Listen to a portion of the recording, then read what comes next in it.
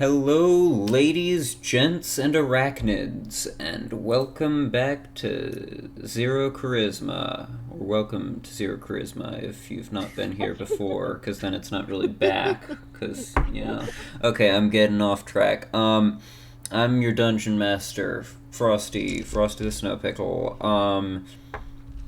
I am joined by, I'm rolling for the introductions this time. I'm joined by, alright, Volty, you're introducing yourself next. I'm sorry, my my headphones like disconnect. I'm like, what? Oh, you're introducing yourself right just... now. Oh, great. Hi, guys. My name's Volty. I don't feel great, but I play Pepper. That's all you need to know, so. Gummy, you're introducing yourself next. Let's go. Like now, or? Yes. When's next? Right now. That's what next means. Hello. My name is Dennis. He forgot the last name. It's just... Alright. There's Xantilo. I'm doing great today. Hi, I'm Xantilo, and I'm playing Minecraft. I mean, Craig. Play Craig. Great. Roll to Honey Pepper. Roll that intro.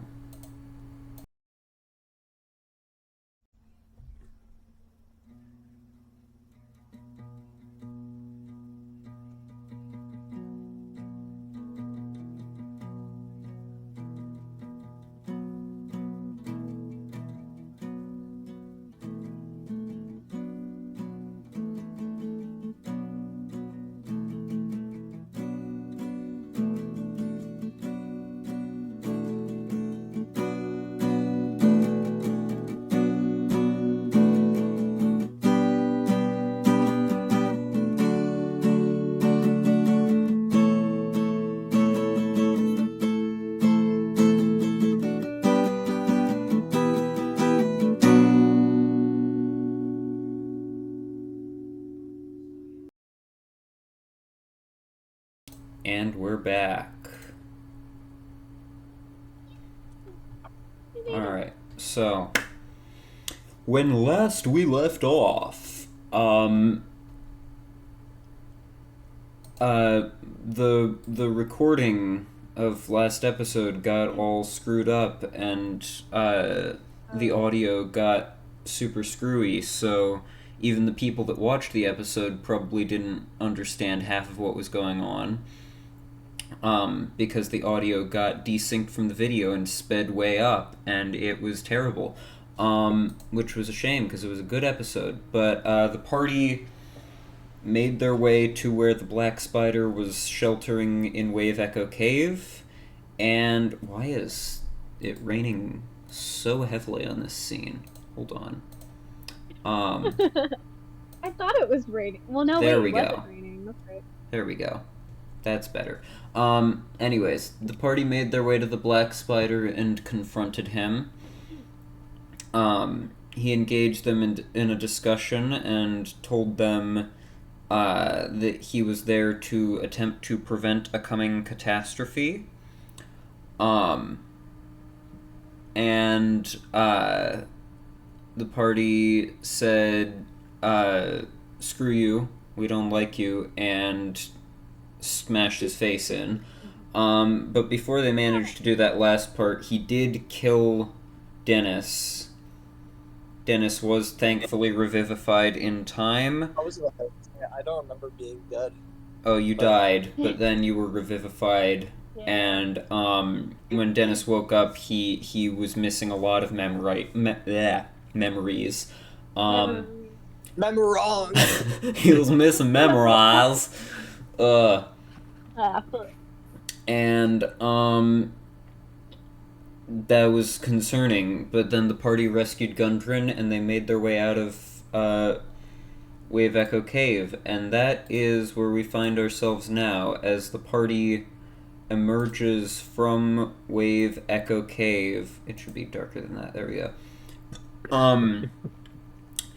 It seems that your internal clocks got a bit screwed up from being underground for several days. As when you emerge, it is nighttime, and it is raining. Dennis thought it was nighttime, actually, so... I thought it was bright and sunny out. Man. Well, there's grass at least. So. And rain. And rain, but... I like how the DM's just like, he's trying to prevent something, and you guys just said no and killed him, and just happened to leave out the part where we asked him several times, can you tell us a little bit more? And he's like, no, I will not. I blame the Solid DM. information from us, really. We're kind of trying to work with you here just a little bit. Just give us a little something to go on. What is preventing? Technically, he said that he can't, without assurance that you won't just turn around and kill him immediately after, because at that point, if he gives you the information he has, he loses his leverage. Yeah, but it's not leverage if it doesn't mean anything to us. That's what you think. No, he's dead. So it doesn't matter. This thing can still happen, but it served him no purpose. It was no leverage for him now that he's dead. Now we've got some leverage. But he uses bones as leverage. Exactly. Dennis takes his dead body, steps on it. He's like, see. He's like a couple inches taller. Did you bring his dead body with you out of the cave? For this example.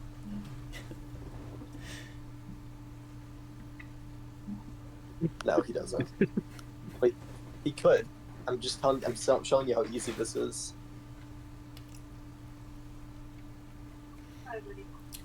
Hello. Dennis died so hard he lost his accent. It's amazing. Oh my god. Oh my god. That's some crazy shit right there. Oh, can you show your friends? No. He's not talking to us. So. Well, I know he's not. That's why I'm we have a new hamster. I know a hamster. Oh my god. Yeah, her name's Ash Potato. Aww. Hamster should be named Boo. I voted on Megatron, but apparently that's overplayed. Aw, man. Should have been Boo. It could have been easy. At any rate. Alright, we'll start to distract. Yeah. As you all emerge into the darkness and rain, what would you like to do? So what is going on with my Pepper finally sees grass lighting. and then she just, you know how they make snow angels when there's snow outside? She does that with the grass. Pepper lays down on her back in the grass and there's just a splash of Starts mud. making grass angels. After we leave, I turn to Gundren and say, before we go too far, it appears one of your brothers did not survive their encounter with the Black I was Spider. there. I saw. Well, if you wanted to do anything or say anything, we did move him off to the side a little bit when we found him. Wouldn't be right to do it without my other brother here. We'll come back. About that. Oh. He's fine. We're gonna bring it to him. He's in Canada right now. You motherfucker. Anyway, let's They have glasses. Glasses could be I guess get a little ways from this cave and make camp, I guess. I'm not tired, but I also don't feel like traveling in the night. So. Alright.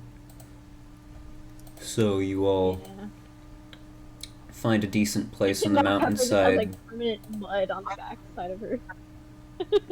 You all find a decent place on the mountainside to camp. And set up for a long rest. Yep.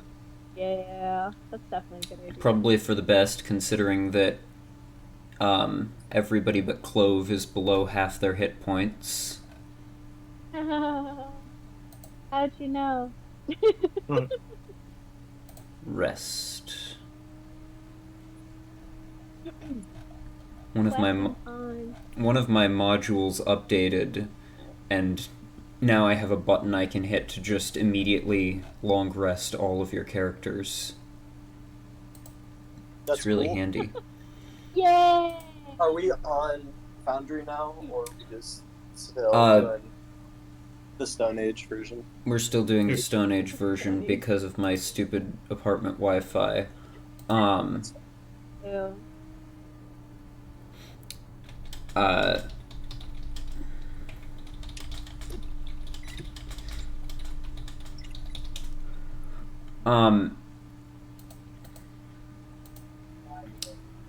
So, I was going to say things. You settle down in your camp, in your makeshift camp, and rest for the night. As morning dawns, the world grows brighter, but, it is still raining. Not quite as hard, but still steadily. As you pack up to set off.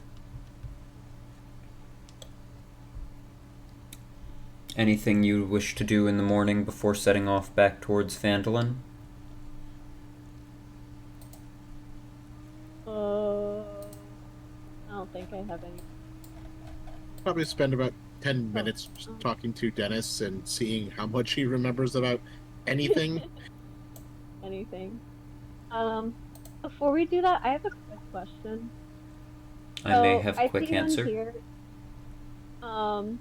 so with my sword, after I kill an enemy, I get like a +10 bonus. I don't have that anymore, right? Or do I? Correct. Temporary hit points go away when you long rest. Yeah, I thought so. I just wanted to be sure. And then all my rages are back. Yep. Okay. I'm good now. Sorry. Just wanted to be sure. You're good. Thank you. Alright. Alright, now we'll investigate Dennis.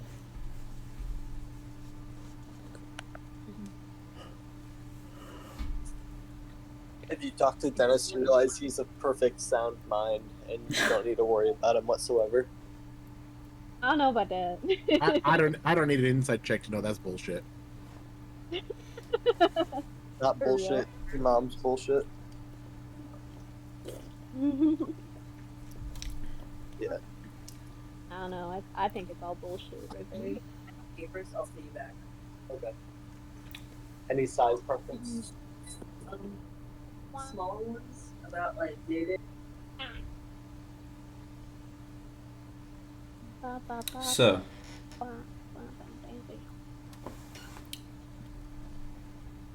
Craig, He's on mute now. Yes. Great. you approach Dennis.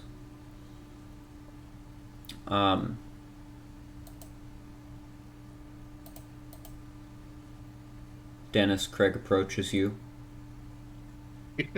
Dennis is mute. Did Oh. approach. There you go. This wasn't necessarily a roleplay thing. It was just kind of like asking basic questions about like the date and how far back do you remember? Like the same questions I always ask him every time this happens to see how much more he's forgotten, basically. Or if he changes up his answers. Yeah. So what's up, DM? What do I remember? What, so let's see, Craig, you asked him the date. Dennis, you probably don't remember the date. You can take a wild guess if you want. The 23rd of the month of 7. Sorry. So, Right. Craig, he answered the 23rd of the month of 7.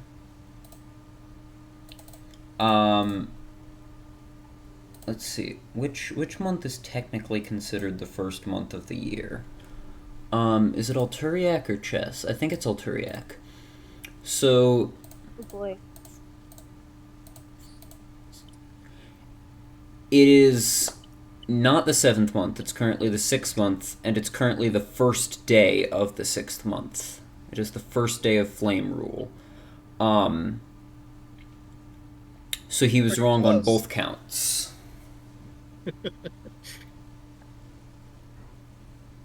Think about it. Less than 2 months away, not that bad. What were your other questions? Let's see. Like, oh, we'll do the names because that's always fun. You know our names. Of course. And they are. You know, you got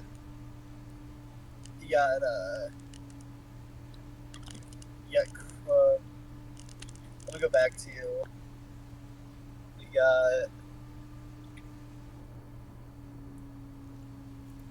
We got Pepper.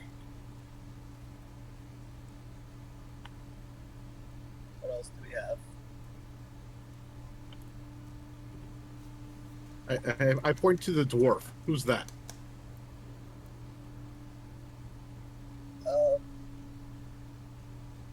Rock Seeker.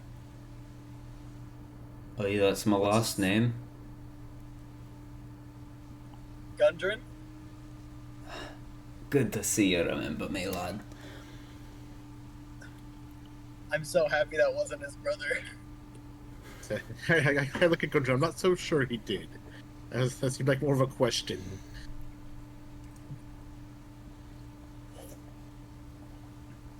Yeah, What's all this about? What's with all the questioning about his memories? Well, it seems often he randomly forgets things like usually recent events, but sometimes it's preposterous. I haven't forgotten in recent memory. Not once. just completely ignoring him and talking to Gundren still. There's literally a day he woke up and came downstairs and he forgot the entire past day, forgot every conversation we had. It seems to happen more often if he's knocked unconscious, or possibly just any sort of unconsciousness, willing or otherwise. And then, literally the other day, while in this very cave, handed him something to hold on to, and he literally forgot about it the moment after it happened. That was different. Was it, though? Yeah, magic. Apparently powerful magics have an effect on him as well. It's not well. Not to mention the time I tried to read his thoughts and some sort of psychic creature tried to attack me. There's that. I'm sorry, a psychic creature tried to attack you. I don't remember that. It seems like that's an important detail. You should have led with that, probably. That seems like more than just an afterthought. And Gundren, let me tell you, the reason he didn't lead with it is because this is a bunch of bullshit. Okay, I don't know what the fuck he's talking about. This is the first time hearing of this. What happened to your accent? Yeah, that's the other thing. All of today. No, well, since he died, he technically died while we were saving you. No accent. What That is very true. what fucking accent? I Can a Did you guy know not you- just talk? Did you know you have ears? He looks up and notices he has rabbit ears. Yes. What do you take me for? A fucking idiot? I'm pretty sure you can't see them. They don't flop. He felt him. He pulled him down a bit. Yeah, see. Right. So, let's look back at Gundren. This is what we've been dealing with. It's gotten progressive. I have you Uh-oh. who can hopefully take a look at him, but I'm prepared to just leave him on the side of the road somewhere. For Why? Because I don't some have a unsuspecting magical party to pick accent? up. Wow. No, because you're a liability to our lives. It's not even true. I'm more of a truth ability if you think about it, because I'm helpful.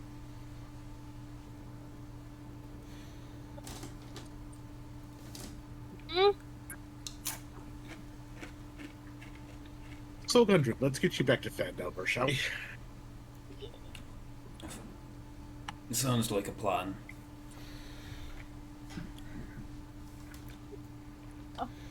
You I'm sure it does. set off on the road back towards Phandelin.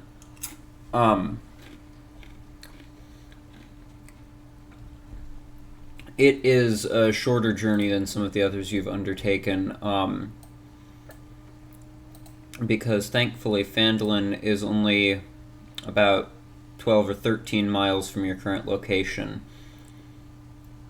And so you ride back into town,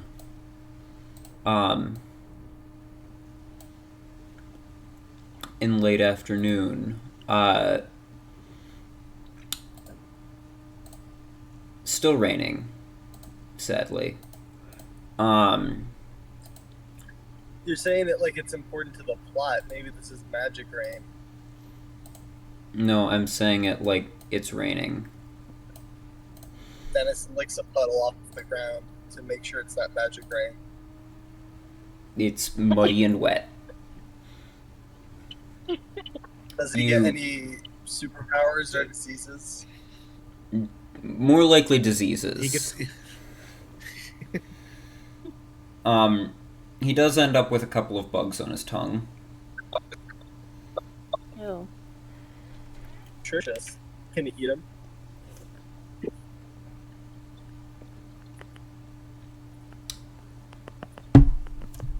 You ride into town. No, Dennis, he's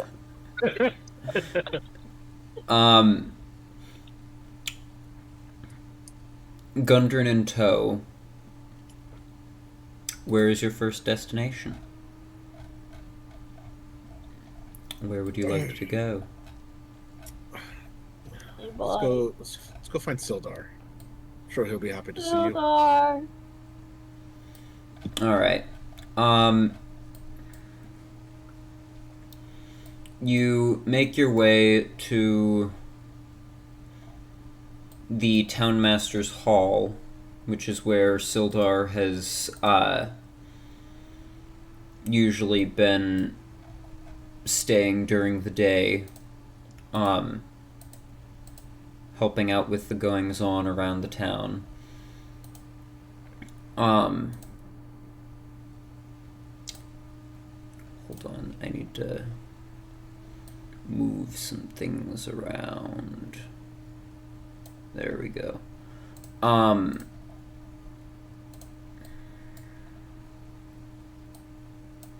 Gundren Rockseeker.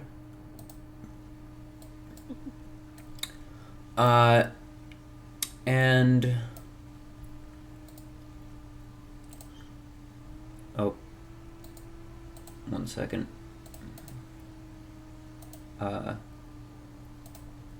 Hold on.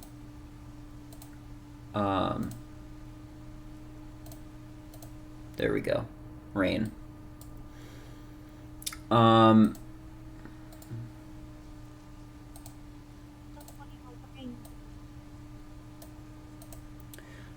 you make your way up to the townmaster's hall.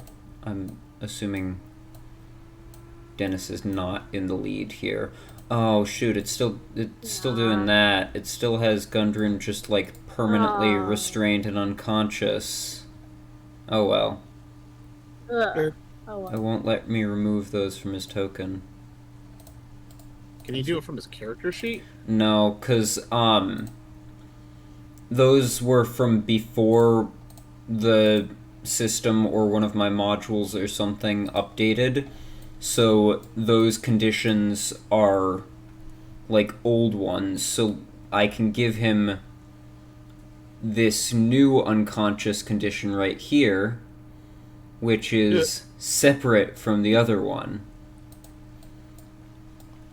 So, yeah. You make your way up. Oh, that was not what I wanted to press. And open the door and find Sildar and Nundro in there talking. They both turn as you enter. Welcome back. Got a bit of a surprise for the two of you. Howdy. Gundrenil. Good to see you, laddie. And Nundro just rushes forward and pulls him into a hug. And then pushes him back. Now where's the fat one? Tharden didn't make it, I'm afraid.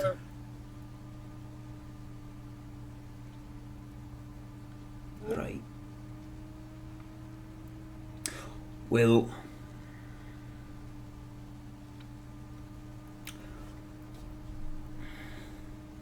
thank you, lads, for rescuing them. Come on, let's get you cleaned up. And he, pulls Gundren away. Well, apparently pulls Craig away, too. Oh shit. You lost Dennis in the call. so does this mean that the Black Spider is no more? It's like, kind of hold up his staff. It's kind of This is good news. Look at it a little bit. He kept mentioning some sort of catastrophe he was trying to avoid or prevent, but wouldn't give us any information on it.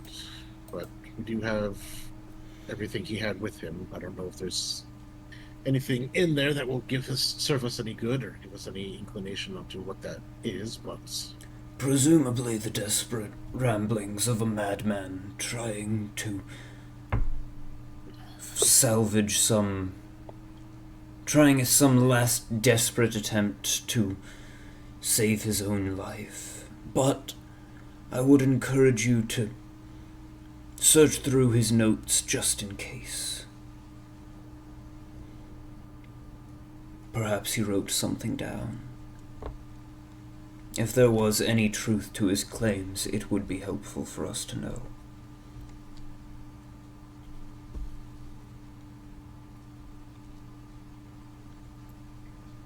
In the meantime, though, I think celebration is in order. You are heroes. You have stopped a powerful evil. That is nothing to scoff at. Come, let's go for drinks. Food drink.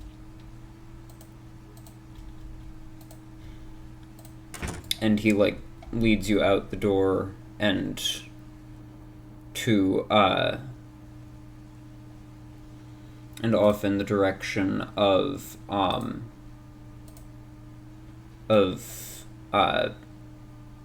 the Stonehill Inn.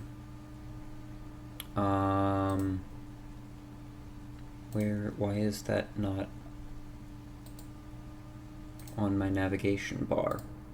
There we go. No, that dog is bigger than you are. Oh. I also apparently forgot to add your tokens to the map. Oh boy. Oh no. Wow. Um, Wow. We don't exist. What the hell happened there? We don't exist no more.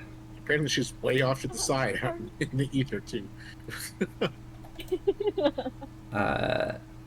best not to question it.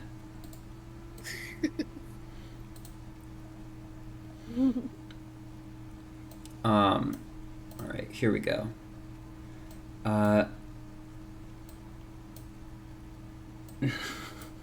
Best not to question it.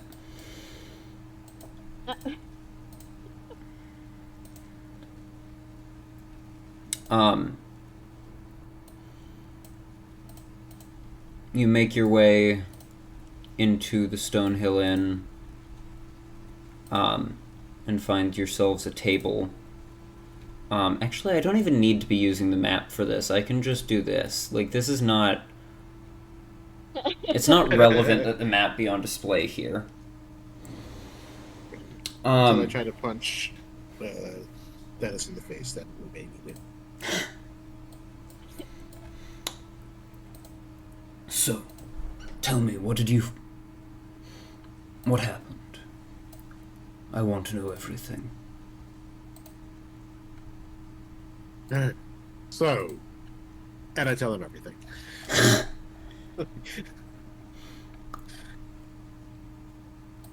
Interesting, very interesting.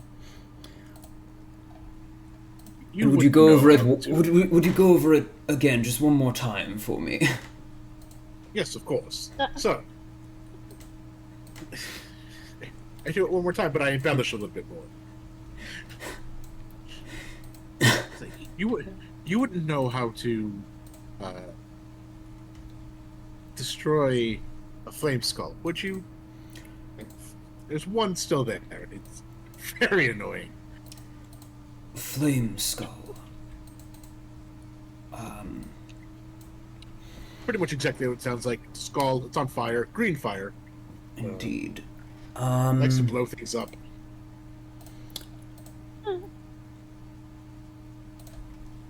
Let me think on it. And he makes an Arcana check. He just pulls out a D20, actually. Also focus. As I recall, flame skulls can only be truly discorporated if they are splashed with holy water or subjected to a spell along the lines of dispel magic or remove curse.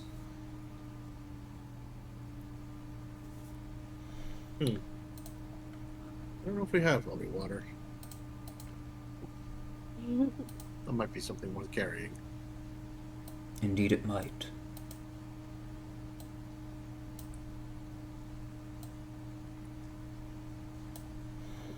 Other than that, I believe the cave is mostly cleared out. Had a run-in with a spectator who... some people look to Pepper and... God damn it. Why is her name escaping me? Clove. Yes, thank you. To Pepper and Clove. They're both spices. Should be easy to remember. Yeah, think. Yeah, think. Some of them took quite a liking to the creature.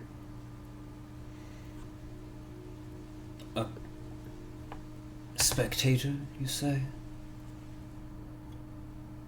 Yeah, it's... I don't believe I'm familiar with the creature. Do you know what a beholder is? I'm well aware. It's like that, but smaller. I see. Still dangerous to unexpected folk, but generally summoned by magically inclined individuals to guard or protect a space.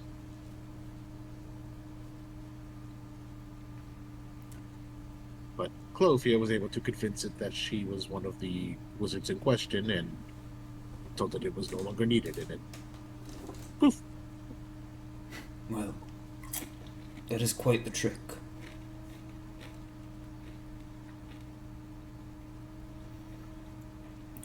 So, with the exception of the flame skull, this cave is now, to your knowledge, completely safe. There were a couple of ooze-like creatures, and they're very good at hiding. So there may be some of those flitting about, but for the most part, I believe most of the things in there that were already dead once and decided that that wasn't enough have been dispatched of. Well, you have done remarkably well, and I commend you for this. To your victory. Huzzah!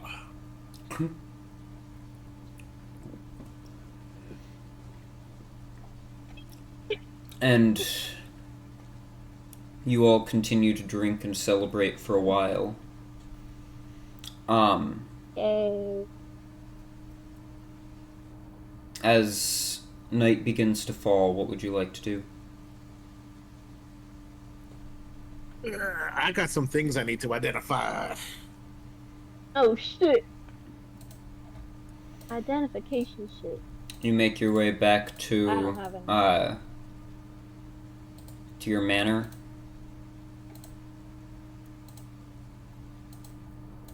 Oh. Or the Yeah, we ruins can of it. We could. We want- We probably should go check on our goblin friend. Goblin Is he- friend. Yeah. Is he there, or did we leave him here at the inn? I don't remember. You left him there. I don't remember. We should probably go check on Yeah, him. that would make sense. Yeah. Depending on Not gonna lie. how well he listened to our instructions, he may have stopped to death. Gummy is apparently currently restarting his computer. Oh, okay. I was wondering what was going on. Long as So. he's alive. You make your way back to your manor, and quickly make your way to the cellar because the upper portion is not in the best of shape.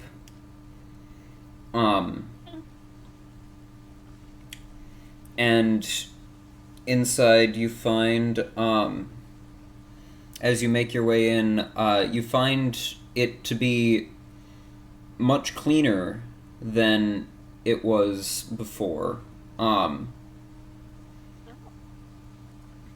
It, like, floors are swept, blood stains are removed, and as you make your way through, you are greeted by your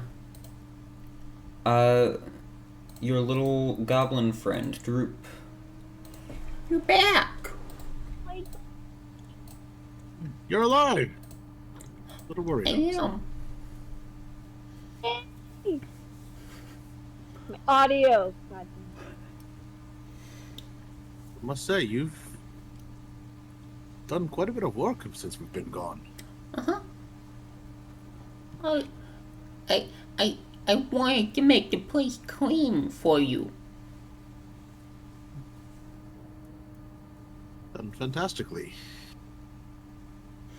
Your beds are made up. I made up beds for.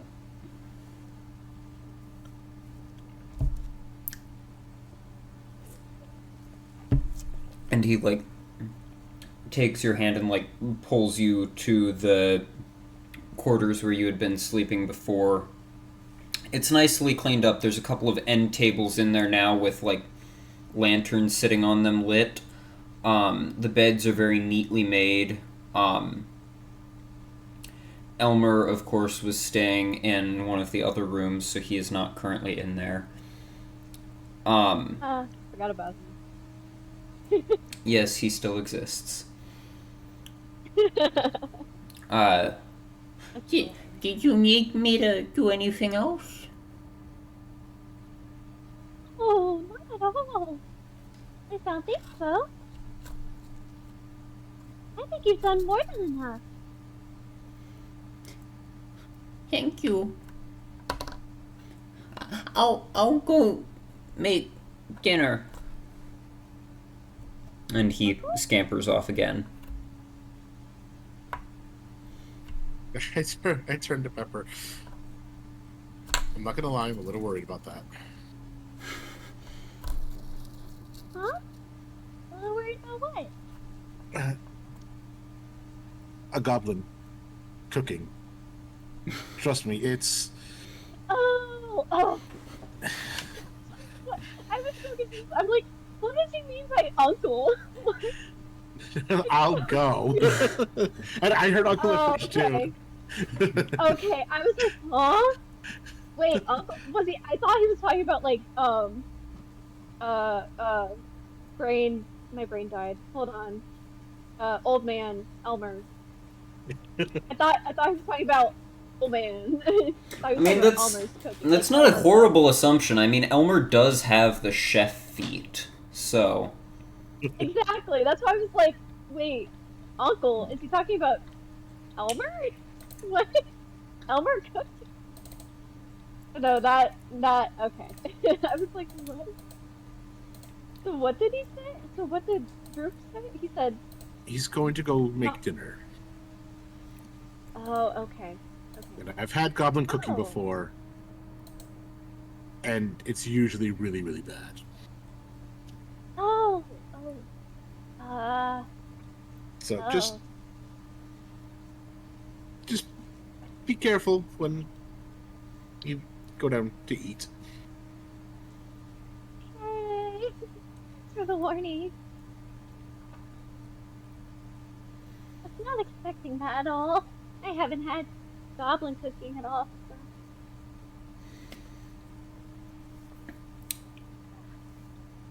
Thank you for the warning, Craig. Even within goblin clans, that's not usually very good. And at this point, Craig, you feel like claws kind of like digging into your back as Skeeve like climbs up your back and peeks over your shoulder. Goblin cook, or not Skeeve, Xeon.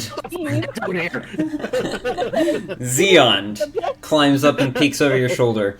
Goblin cooking is alright, but what's so much better is cooking goblins.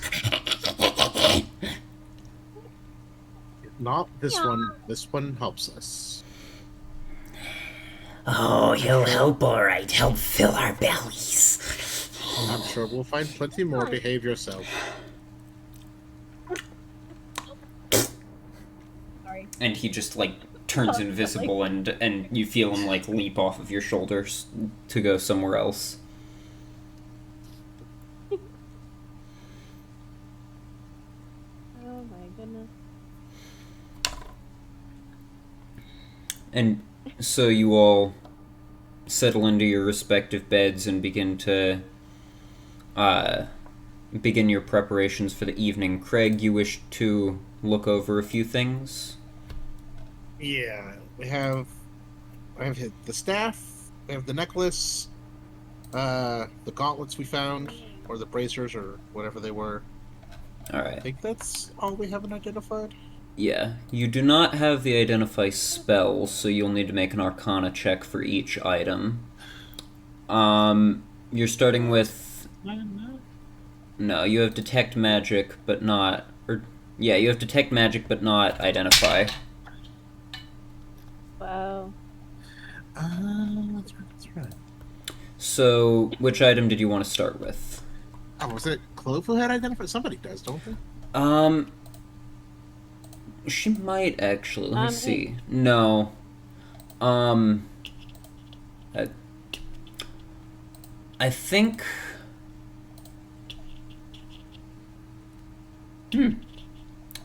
I thought Odra might have had the ability to cast it, but no, she doesn't either. Huh.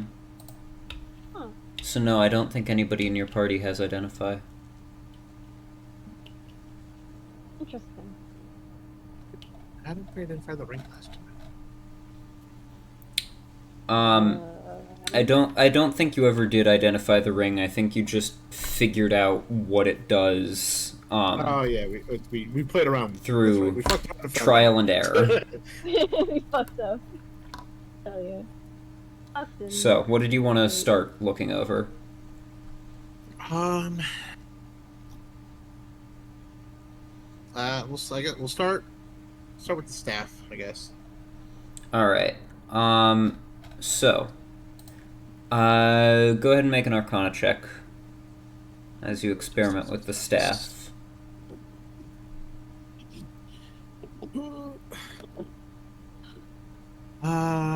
Arcana 17. 17. This is an item known as a spider staff. It does require attunement. It is a quarterstaff. When you make a melee attack with it, it deals extra poison damage. It also has charges which you can use to cast the spider climb and web spells. Oh, that's cool. Hey yo. That's pretty sick. Wet baby. Yeah.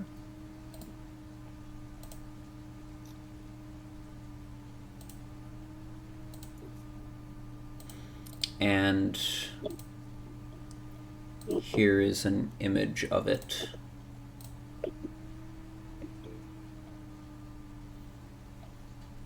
Voice. Sorry, I was muted. Whoa.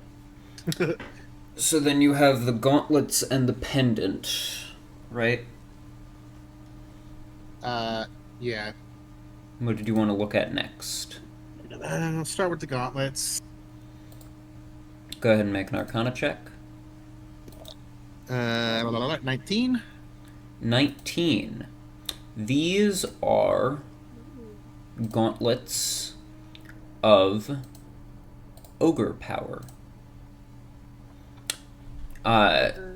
They enhance your strength while you wear them, unless your strength is already higher than what they can bring it up to.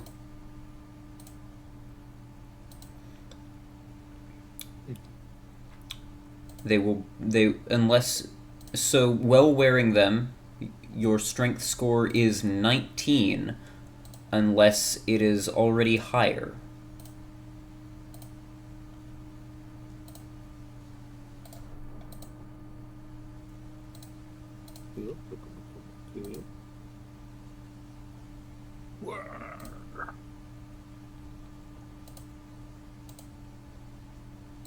Those look good. Pepper, what is your strength? My strength. 17. Oh, let me check. Yeah.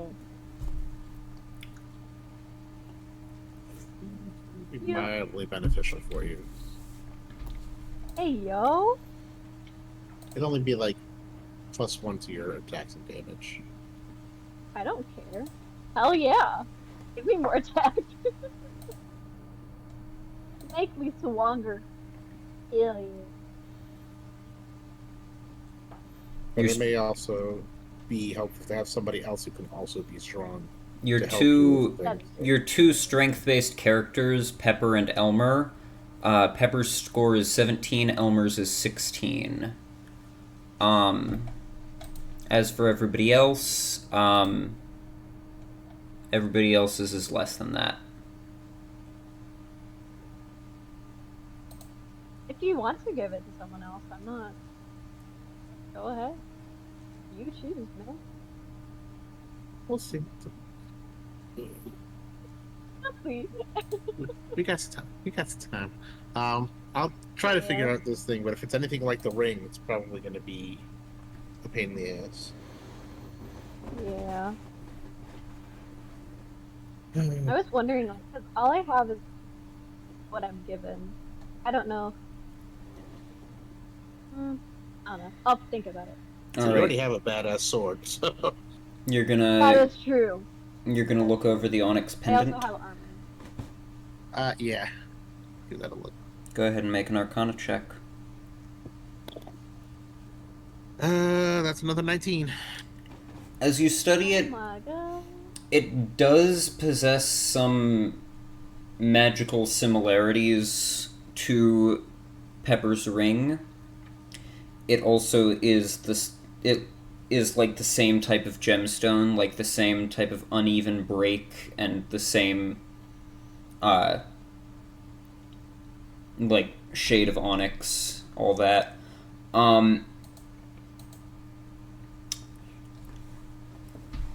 Well, attuned to and wearing this pendant, you can concentrate on 2 spells at once. Oh. Yeah.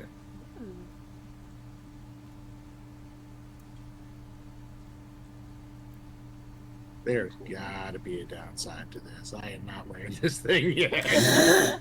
Aw.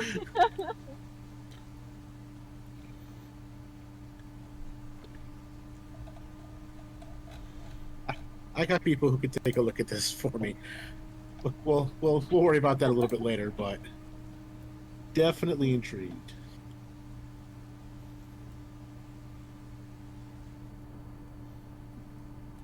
All right. But I'm definitely going to attune to the staff. All right. Attuned. That is one of your 3 attunement slots filled. Yeah.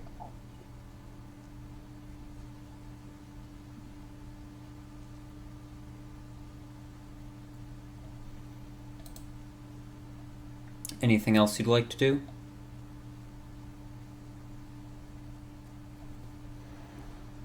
No, I'm good.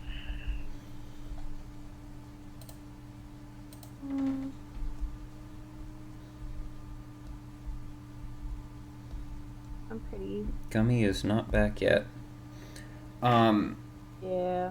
Craig, Yes. as you are sitting there on your bed studying these items,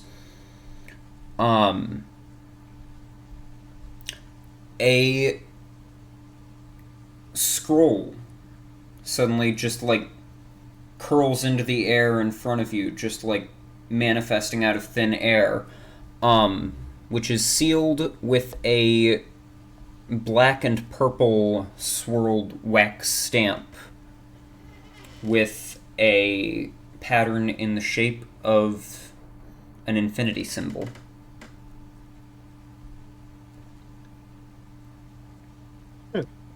Interesting. And it lands on the ground, lands on your lap. You recognize the symbol to be the symbol of the Wardens. Oh. Why would they be reaching out to me? Well, I will open it up and start reading. It is a very short message. It simply reads, Craig, disciple of the Continuum. The time has come for your ceremony of colors. Please return to the Fellspire post-haste.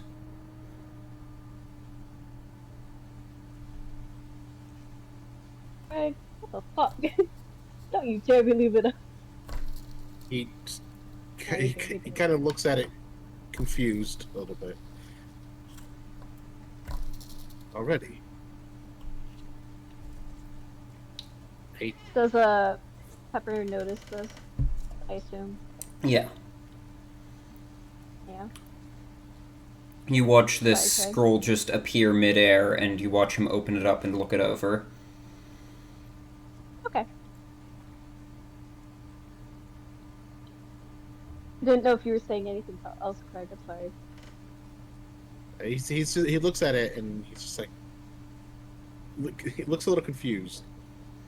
It's like, already, it doesn't seem right.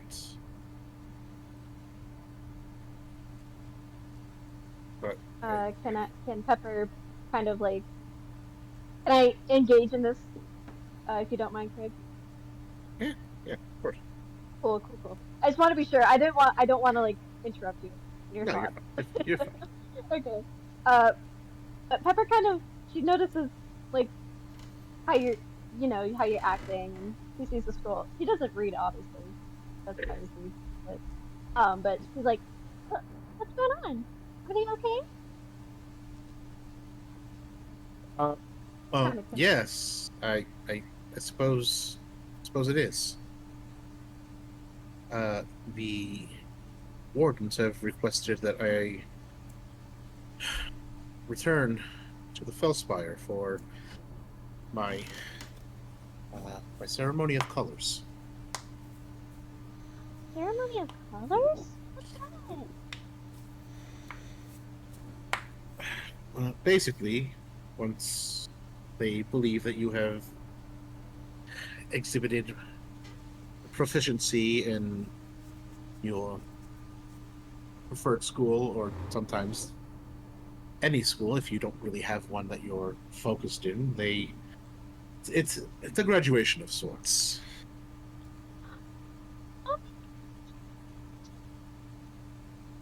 Awesome.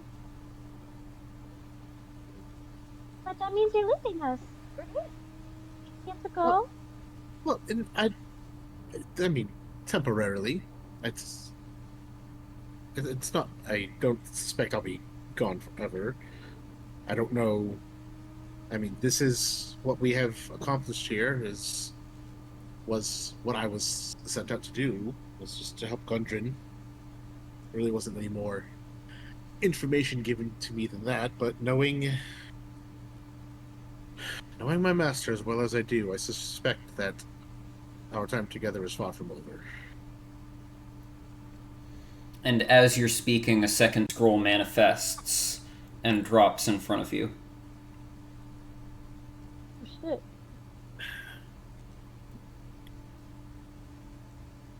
They're not very good at putting all their thoughts together before they reach out. This happens a lot.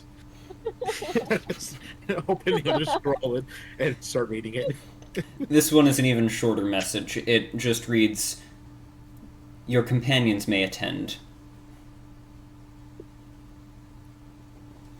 So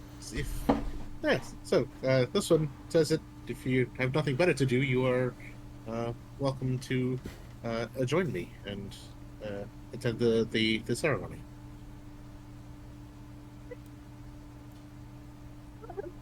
Oh my gosh, my audio's not going through at all. Hold up. Hold on. Hold on. Audio, work with me. Heavens. Oh my gosh, that's amazing. I mean, we don't have anything else better to do, I don't think.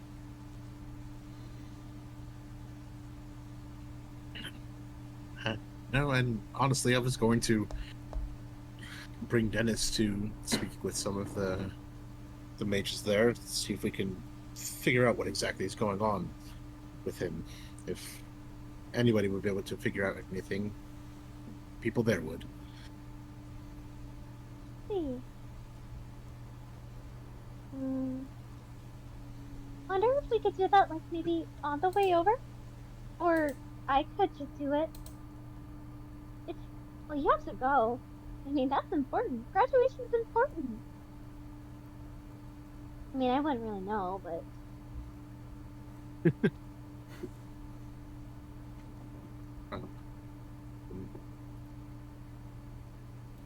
I guess if we're not, we should probably check in with Gundren tomorrow after he's had a chance to rest and go over everything we've seen with him. He'll want to know what's happened in the mine, and then from there, no one else has anything really going on. I suppose we could start making the trek. I think that sounds wonderful. Does it say when you have to be over for this graduation, or any time? Sooner rather than later was what was implied. Ah, I see. Wasn't sure if there was a deadline or something, you know.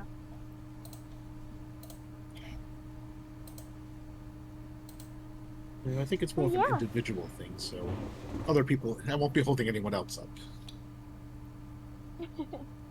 That is very true. Oh gosh. As long as you're okay with it, that should be fine with me. And hopefully everyone else.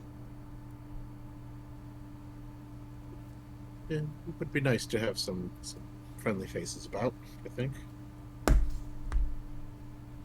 Yeah, Dennis, let's go. Sorry, I just saw Dennis. Ah, you're back.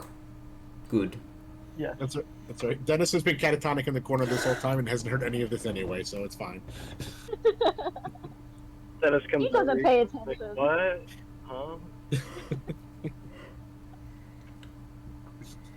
Dennis, you look over and Craig has two, like, letters just sitting on his lap that seem to have been delivered to him at some point, and he and Pepper are talking about something.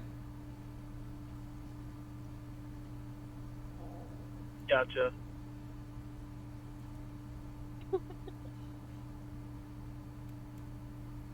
Maybe Dennis overhears the word, at least like graduation.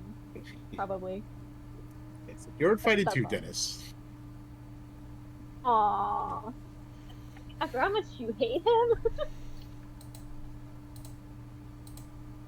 I am Dennis. Yeah, I think we definitely should start making that trip tomorrow. Sounds about right. Yeah. Sounds like a plan. Oh my gosh. And so you all I think turn in for the night, I assume? Yeah. Yeah. Dennis turns out for the night. How about that? To be difficult. Turn out for what?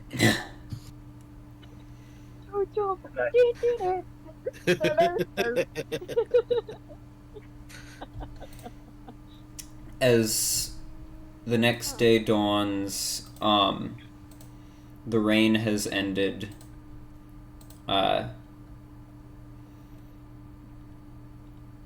And it's the sky is still a bit gray, but the sun is shining through. As you set out for the day, the grass still damp from yesterday's downpour.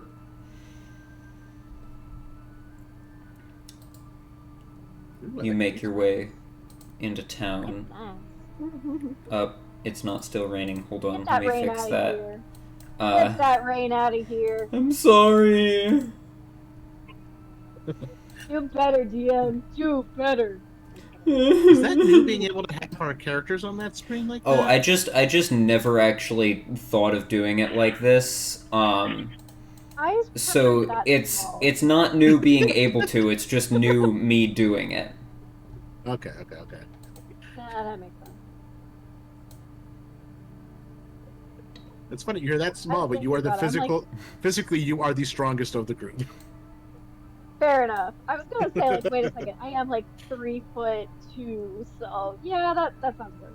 I feel like DM's strongest. I feel like you should maybe be closer to like that. That's probably a bit more accurate. Yeah, I was wondering. I'm just looking like next to Clove. God, what? Well, I think Clove's a bit Yeah. off as well, because Clove is supposed to be slightly smaller, like that. I mean, she's still only 18. Oh my gosh, Craig, you just pat me on the head like I'm a child. God. I don't, because that would be degrading, and I don't think you would appreciate that. Nah, Pepper might like. No, but it does kind of look like you're resting your elbow on her head. It does. Just leaning on her. Pepper my like. But after I say that, I go over to Dennis and I Oh my kind of god. rub him in between his ears. How you doing, buddy? Oh. Who's a good boy? I shouldn't say that. Actually, sorry. Yeah. Say that out loud. Yes, My dog's sitting like- at the moment. those dogs look bigger than you are. That would not end well. They are. That's the thing. They're as big as me. It's not bigger. Oh my gosh. So I you know, head like, into Like You when had- they stand on their hind legs, they're as tall as me. It's crazy. Anyways. you head into town. Is there anything you'd like to do before setting off for the Fellspire? We really should check in with Gundren before we head out. Yeah. We didn't really get to talk to him much.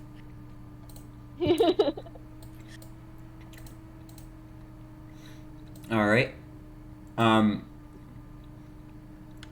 You go and meet up with the surviving Rockseeker brothers.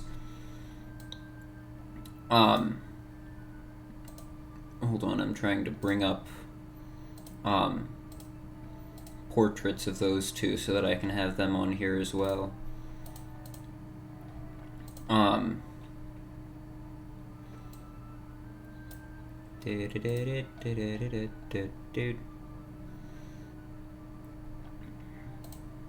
I'm very prepared. I didn't think about doing this with any scenes other than this one. There we go. Or other than not this one. There's a different one. Gundren, who looks like he's about to kill you all, and Nundro. Why does Nundro look so tiny there? I don't know. Anyways, you go and meet up with the two Rockseeker brothers.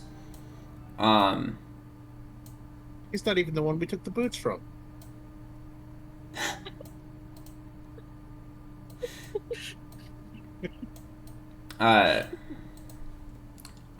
Hello there. Good to see you. As well, you look well rested. I am. It's amazing what sleeping in an actual bed can do for you.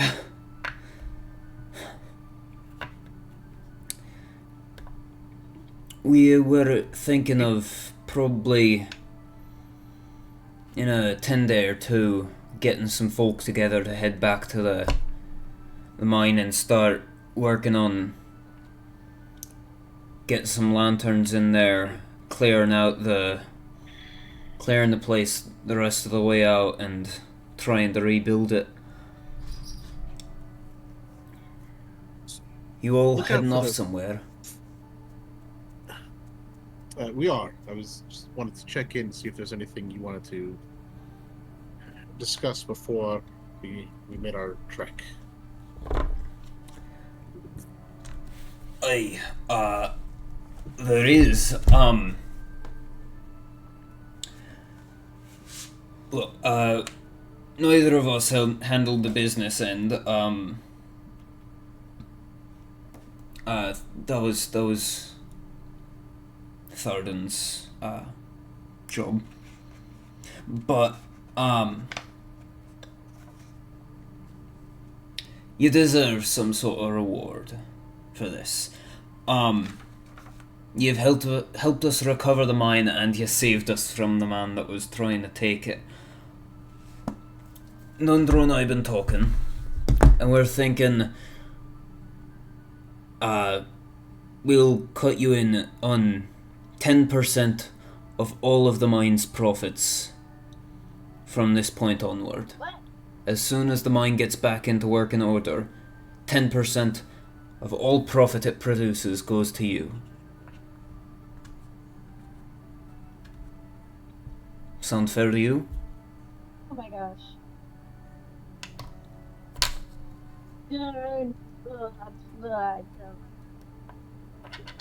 Is that? What?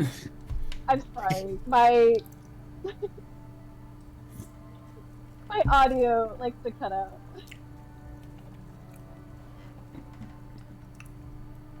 I mean, generous. It kind of like looks over at Craig, kind of like, we should take it, right? I mean, passive income is never something you want to turn down. Aye, that's the spirit, laddie. Yeah.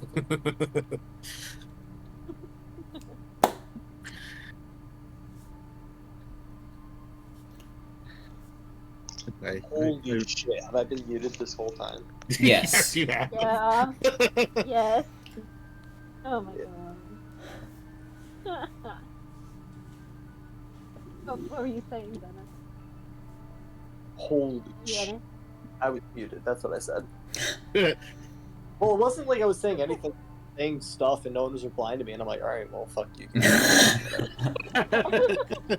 It was kind of like that sort of thing. I'm like, okay, everyone hates me, whatever. Aww. It's far off the truth, No. but Look, It's mostly lads. just Craig. He doesn't hate you. He's just tired of he your doesn't hate shit. you, he just thinks you're completely detrimental to the success of our party. Look, If your brain ever starts working, you might be pretty good. You might be okay. Well, then I don't think I'll ever be good in your eyes.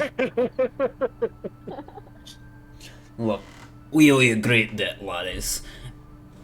Hopefully this'll start on repaying it.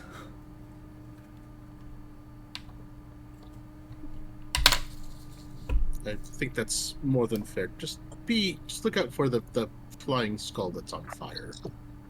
Apparently holy water's good for them. Yeah. Yeah. I'm sorry, the what? Yeah.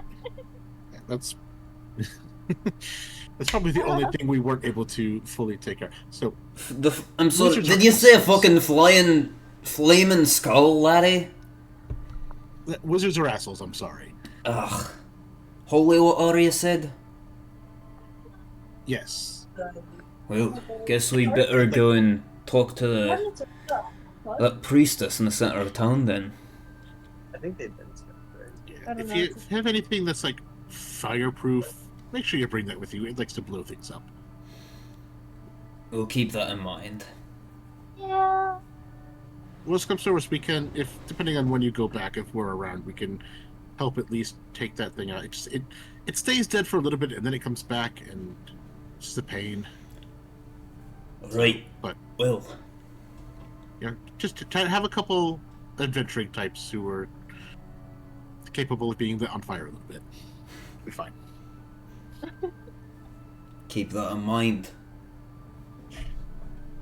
Good luck on wherever you're headed off to do. Appreciate that. Thank you.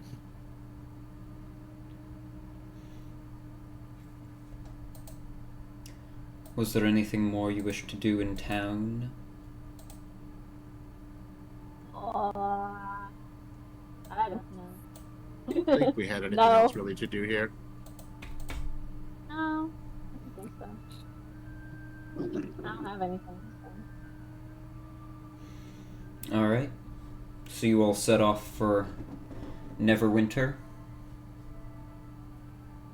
Guess so. You load up your cart and get on the road, traveling back to Neverwinter. Thankfully, your journey back is not nearly as eventful as your journey out. No goblin ambushes, no dead horses in the middle of the trail. And after a few days of travel, you come into the city of Neverwinter. Then Clove just fucking dies. Damn it! Ah, shit! As you arrive in Neverwinter, you find somewhere to stay for a few days, and is there anything you wanted to do in town before setting off for the Fellspire? No, I can wait. Yes, I'm just gonna look for magic supplies, but I'm going to the fucking Fellspire. I find shit there. It's fine. As you're preparing to set off for the Fellspire, Clove approaches, and says, Shit. I think I'm gonna actually stay here in the city for a bit longer. Go back and check in on things at the academy and study up a bit more there. I'll be back though, don't worry. Oh. Okay.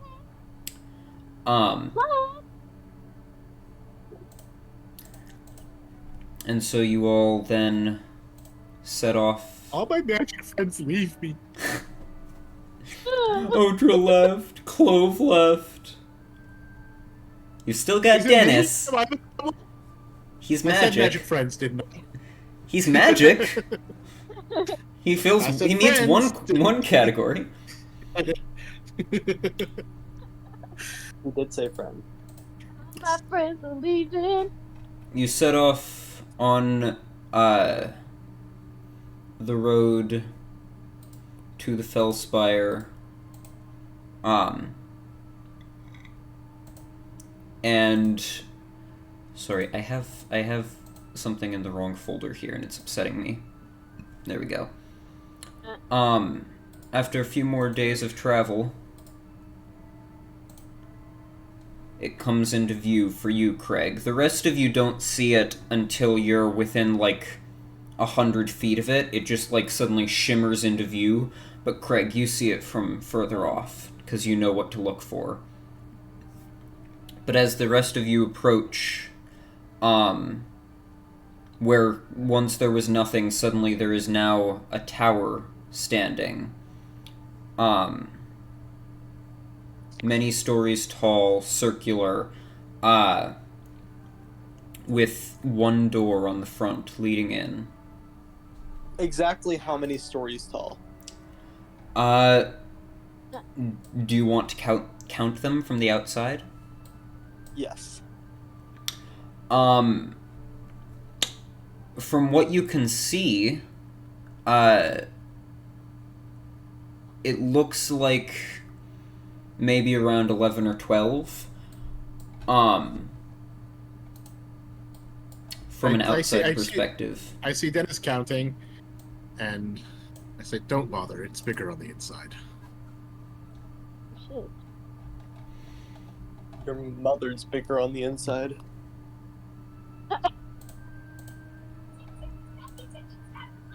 Boom. Does an 18 hit Dennis? It does. Okay. I pat him on the back with a shocking grasp. Go ahead and roll damage. Trying to. Why is this not?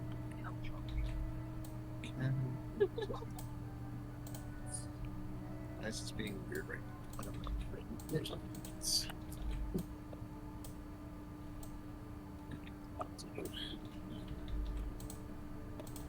Oh boy. Just a little zap, only 4 points. Alright. Okay. Dennis, you take 4 points of lightning damage. Ouch. It hurts.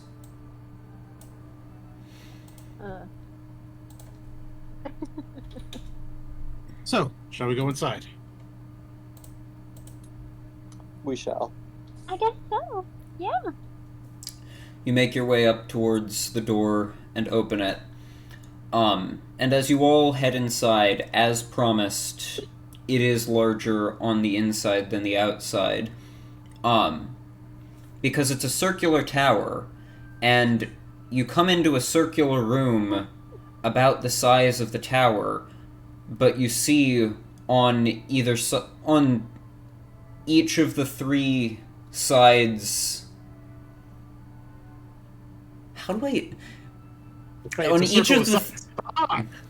on each of the 3 other cardinal points, opposing where you entered, there is a door leading to other rooms, despite the fact that there should not physically be able to be other rooms branching off. The room is pretty sparse.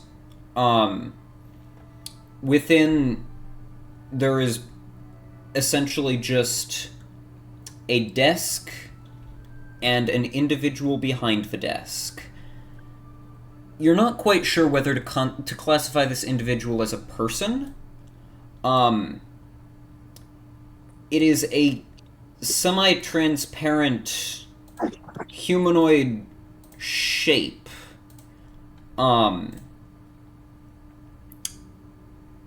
It wears something that resembles, or rather its form appears to be wearing something that resembles Craig's own uniform. But again, only semi-corporeal, and in place of a face, it merely has this grayish, blank head with 2 white spots, roughly where eyes would be. And it stares towards you as you enter. Greetings, Craig. Greetings, guests of Craig. By what process may I assist the 3 of you today? Reader, a pleasure as always. Apparently, I am here for my ceremony of colors today. The ceremony of colors will be conducted within the audience hall in the Hall of Time. Passage to the Hall of Time may be found by way of the Chronergy Spire Circle within the room behind me.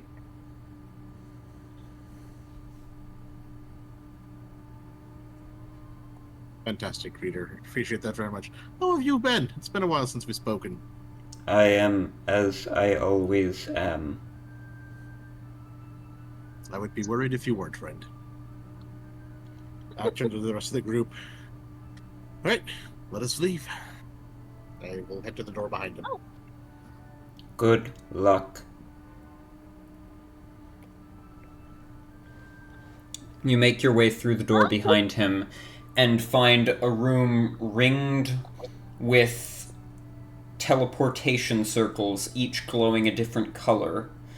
You make your way over to the one glowing, or Craig makes his way over and the rest of you all follow him, to the one glowing a sort of coppery bronze color. He steps on it and disappears in a flash of coppery light. Before I do, Yes. once we get to the other side, try not to look around too much. It can be very disorienting for people who aren't used to it. Just keep looking. Just walk straight on the path, and you should be fine. And then I will step onto the circle.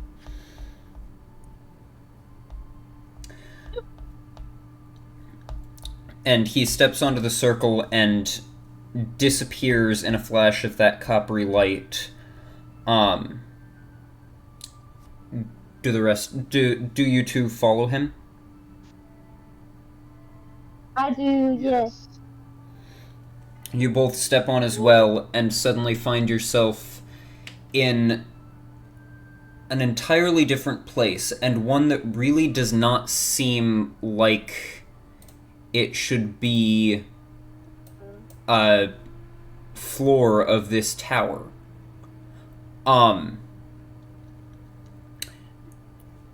You find yourself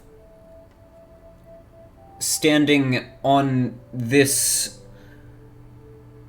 giant ring, this the floor on either side of you curves up and around to meet at the top in this giant circular shape. And this ring has no walls, but rather appears to just be floating in an endless void. It is extremely disorienting, especially because as you look around, there are people just walking up along the ring, defying gravity as they, just... as if no matter where you are on the ring, the floor is always down. Along either side of the ring, there are these glowing archways filled with a similar coppery light to that of the teleportation circle you stepped onto. And floating above your heads in the very center of the ring is a giant, what can be best described as an hourglass. This massive, beautiful, shimmering, hourglass shape, each end shaped like a teardrop and capped with, embossed with intricate patterning. Patterning. Goodness me. Embossed with intricate patterning, which continues on to the chambers of the hourglass.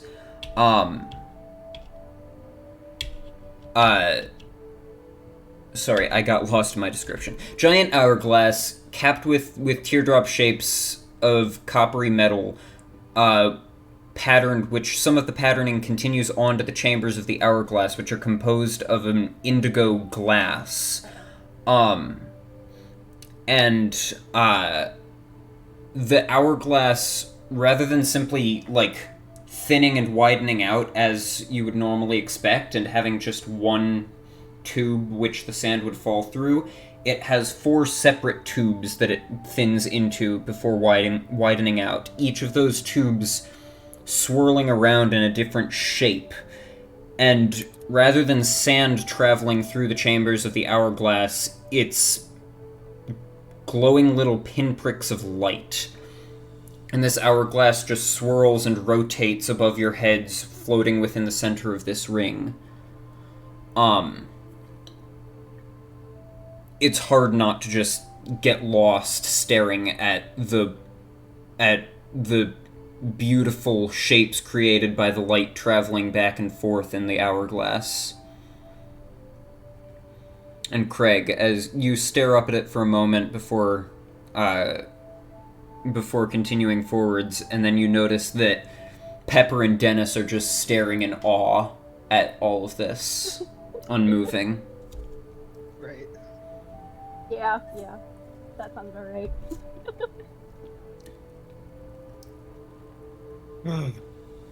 It's okay to stare, but just be careful when you stop. The brain doesn't handle it so well. In fact, this is probably one of the smallest section group of numbers, mostly because most people can't physically stand being here for very long. Oh. Yeah. So it's like one of those things. Like when you look to your left, like when you're looking up and you see the hourglass, and then you like look away. If you look to your left or right, you see the hourglass. It's in every direction except for right in front of you. Oh God. I don't like this. Like she's like freaking out. Like. And at this point, an individual clad in an outfit very similar to Craig's, but with this same coppery color in place of where the white is on Craig's uniform, approaches. They have the sides of their head shaved, and the hair on top is like gelled into a sort of spiky shape. And their one of their eyes is covered with an eye patch. And they have like very pale skin and like sallow sunken cheeks. Slightly shorter than Craig, but still around the same height. They approach. Craig, wonderful, you're here. I'm to lead you to the audience chamber.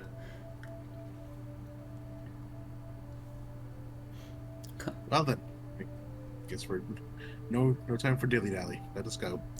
I'm sorry, I should have introduced myself. Awai is my name. What? Awai. What? Ally? Awai.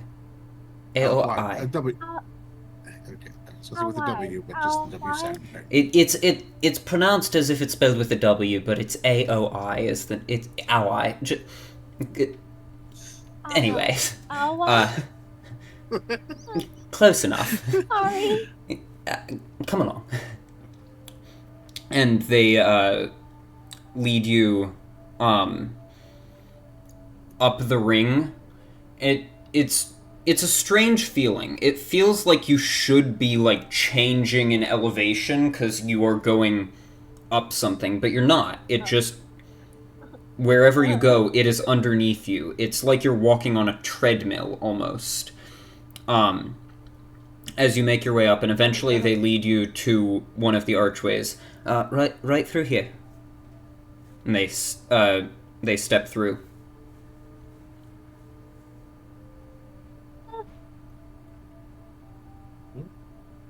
And just, as they step through, you expect them to just go through the archway and just fall off the edge, but as they step into the shimmering light, they just disappear.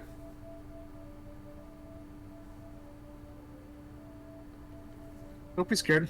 Most people don't fall. I just step through. And it disappears as well.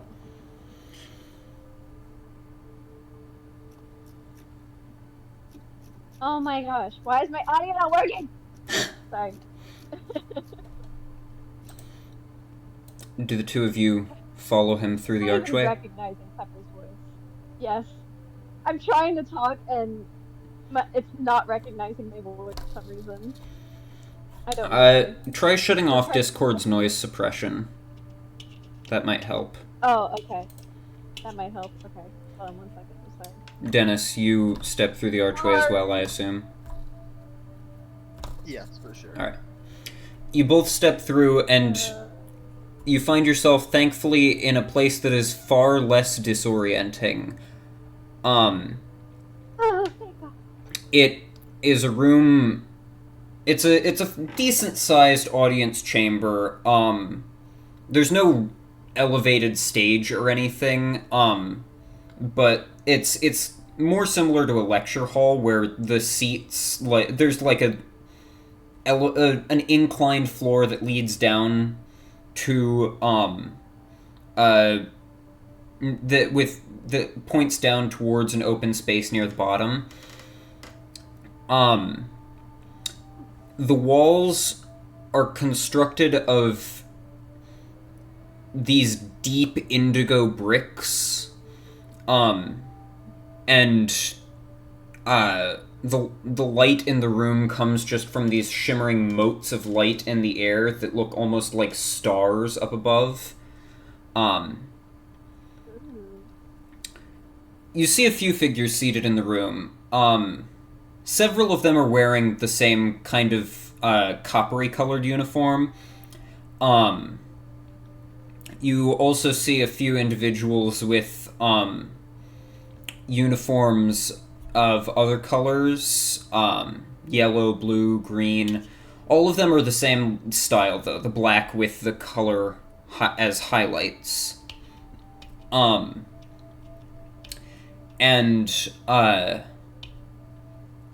then down at where the chairs are all pointed towards, the focal point of the audience chamber, there is a tiefling woman standing, waiting Craig. She is dressed in the same coppery-colored uniform, but hers differs slightly in its design because she also has this thin cape of the same coppery color.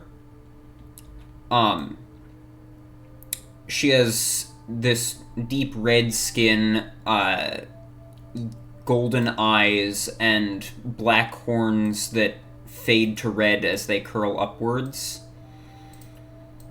And she looks up as you enter. Ah, welcome, Craig, disciple of the Continuum. Come forth, and guests of Craig, you may find a seat anywhere you like. Okay. Dennis finds a seat. Does he sit down in it, or does he just find it? He actually finds seats everywhere. He's like, I found one, found another, there's another one. Man, this shit's easy. Yes, he sits down. Pepper, I assume you as well find a place to sit? Yeah. Alright. And, Craig, I assume you approach. Yes. So Craig walks up. Master Fazora, you're looking much younger today. Thank you. I'm not laughing out loud, just so you know. I'm just laughing. Let us begin.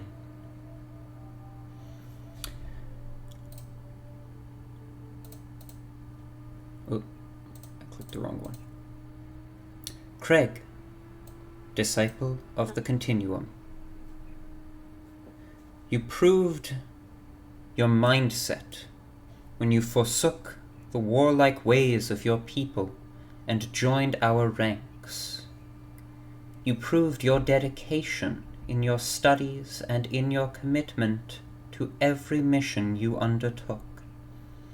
Now, you have proven your worth by setting out alone, with no assistance, no supervision, and no direction, and managing to, with only your wits and skill to guide you, protect the town of Phandelver from a rising threat, and unearth a long-forgotten magic. You have shown that you are worthy of a place among our number, and so we offer you the oath of the Wardens. Do you accept this offer? I do. Then repeat after me. I pledge to use my power with equal parts measure and might. I pledge to use my power with equal parts measure and might. I pledge to uphold the sanctity of the Continuum. I pledge to uphold the sanctity of the Continuum. I pledge to preserve the balance of the planes, no matter the cost. I pledge to preserve the balance of the planes, no matter the cost. As Craig repeats the final line, oh dear, did I mess this up? One moment. Oh no. Oh no. No. No. Alright, there we go. As Craig repeats the final line, you all watch as his uniform begins to change.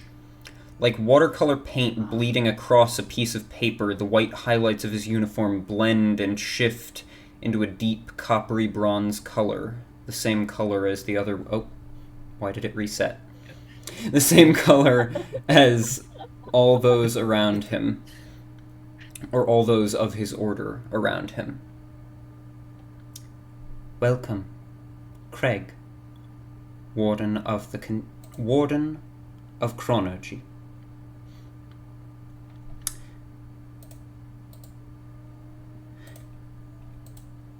he tries to remain like stoic and serious, but you can see on the corner of his mouth he's giving like this little smile that he's trying to he's trying to avoid. But Aww.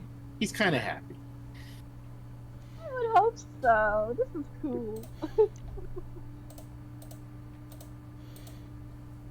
Pepper's just like holding. And at this point, Master Valzor returns to the people gathered. Join me in welcoming our newest warden.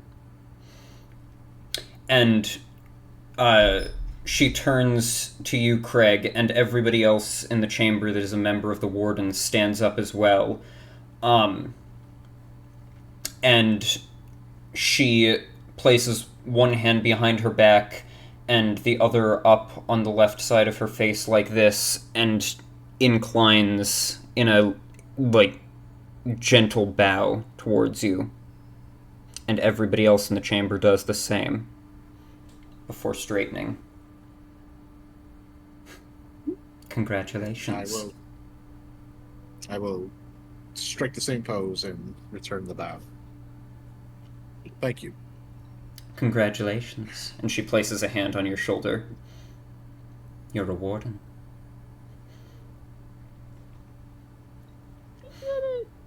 And at this point, some other people start to come forwards, and congratulate Craig, and Pepper and Dennis, you watch as among the people coming forward, you watch as this like huge like kind of hunched canine like individual approaches with a very hyena like face and body, wearing a similar uniform but with yellow highlights, approaches just like with a very mean look in his eye, and he walks like right up to Craig until he's like towering over him, and then just lunges at Craig and pulls him into a big hug, patting him on the back. Well done, my friend, well done. I was hoping you would be here. For multiple reasons, but it's very good to see you. It's good to see you as well.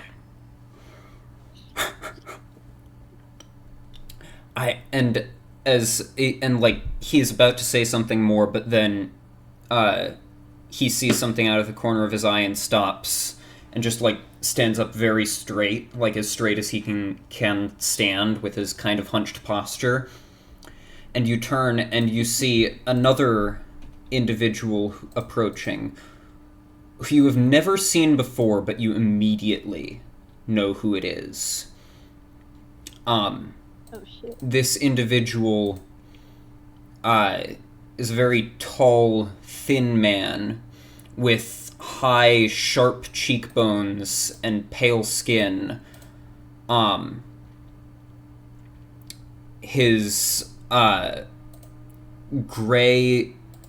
silvery gray, almost white hair pulled up into a neat bun and a very neatly trimmed pointed beard on his chin. His outfit, rather than simply being highlit with one color, sort of shimmers with between a veritable rainbow of different colors, scintillating and shifting between them.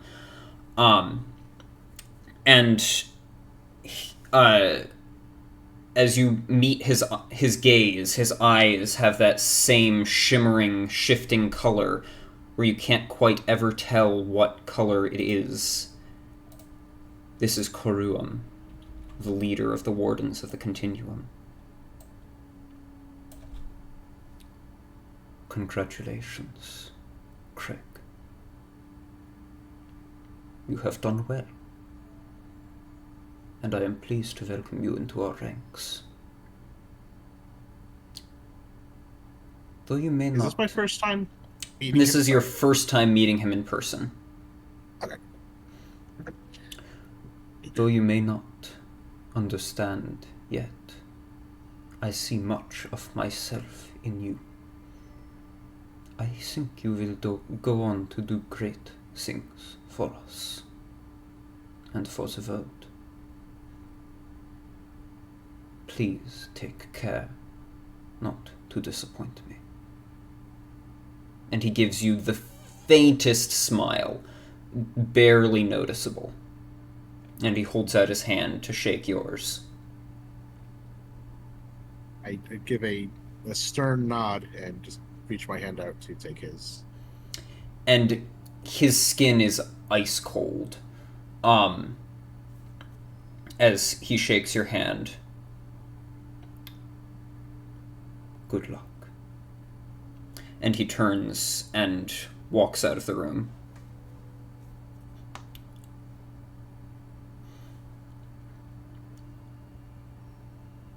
Greg waits like probably about 10 seconds and then just. Oh my gosh. He was holding his breath like the entire time. You've got the respect of Karoom. That was incredible. Oh. Hello. Who are you two? I don't believe we've met. And at this point, the hyena-looking individual is looking at you, Pepper and Dennis. Hi. Clove. Nice to meet you. Don't just don't. I know you have trouble with words. Don't just. He's a friend of mine. Don't worry. It's okay. But this one.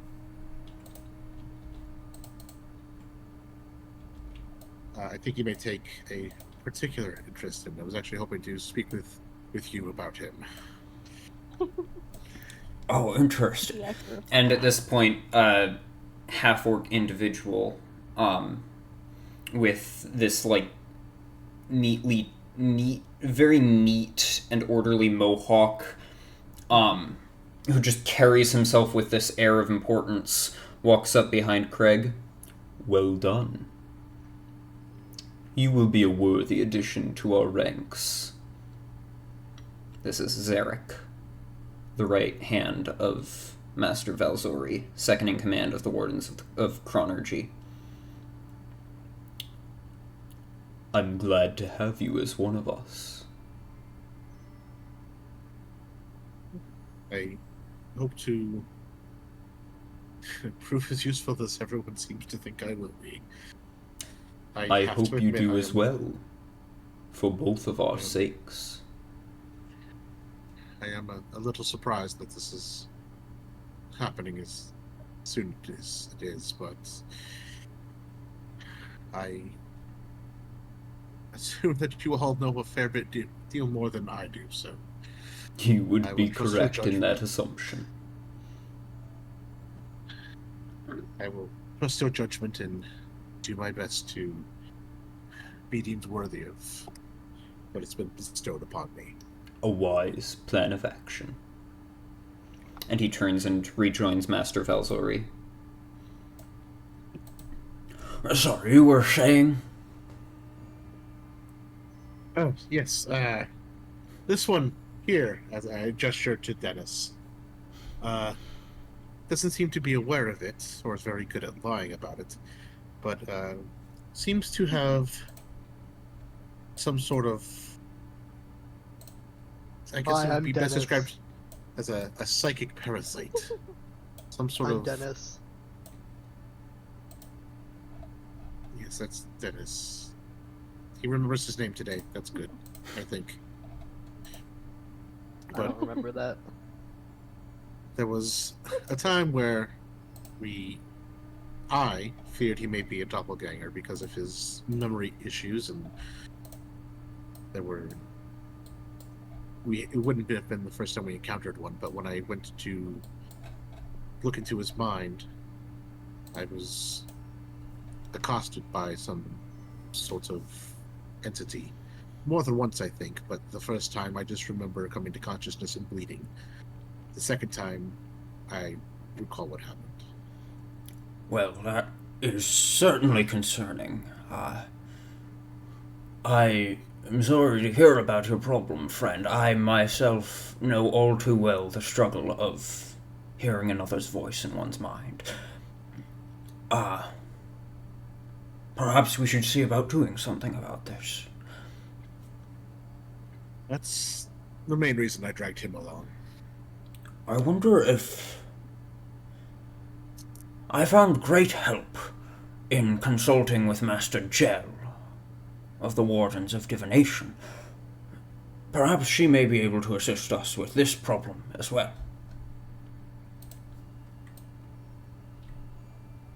You would know better than most, so I trust your judgment in this. Come, let us... Actually... Let us go speak with her. I will call her to one of the rooms in the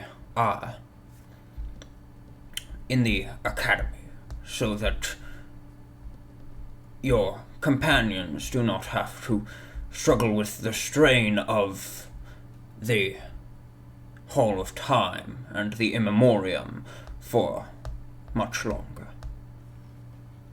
I'll meet you down there. Be honest with me. How many times did you vomit this time?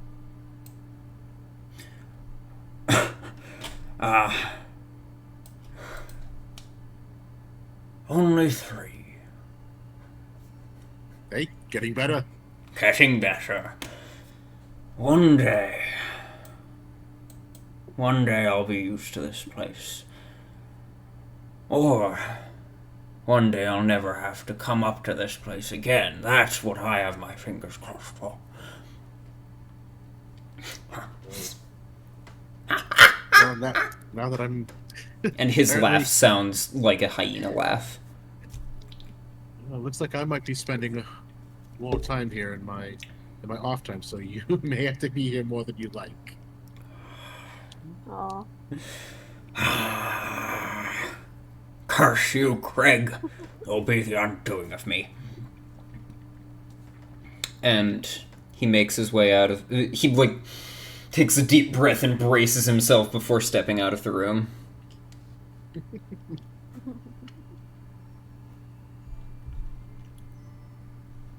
A few other people come up to congratulate you. Ally eventually comes up. I'm really looking forward to working with you eventually at some point. You seem like a very good person. It was a pleasure to meet all 3 of you, truly.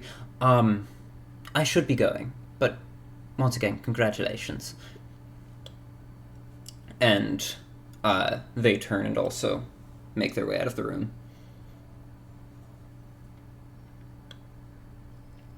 Eventually, the crowd starts to thin out. Most of the people that were here for the ceremony have left at this point. What would you like to do? Yeah, this is crazy. Craig just kind of stands there, holds his arms out, and kind of like doing the thing where he's rotating his arms, kind of examining the new duds. Aw. So, does this color suit me, do you think? I think it suits you very well. I'll have to get used to it, though. So will I. How do you feel? Any different? I feel like there's a lot of pressure that wasn't there before. A lot of pressure? Everyone seems to think I'm destined for great things, and they may know better than I, although I feel like the divination folks would know probably even better than them. Maybe they've been talking, I don't know. But it's they expect a lot, and I just hope I'm up to the task. Not you, Craig. I'm sure you are. Gives you like a cute little innocent smile. Like, she believes you. She believes you. And there's no denying it. Thank you, Pepper. I really do appreciate that. Oh, you're welcome. All right. Well, I guess we should make our way down to see this. See the divination. It works for me. As long as yes. I don't get any more to see. Just hold your breath and look forward, and you should be fine. Don't hold it forcibly. Just a nice, easy, deep breath, and then just relax. Okay. She's like now getting prepared to just go through all this again. She's like breathing, like not too forcefully, obviously, but enough to keep herself calm. Farewell, Craig.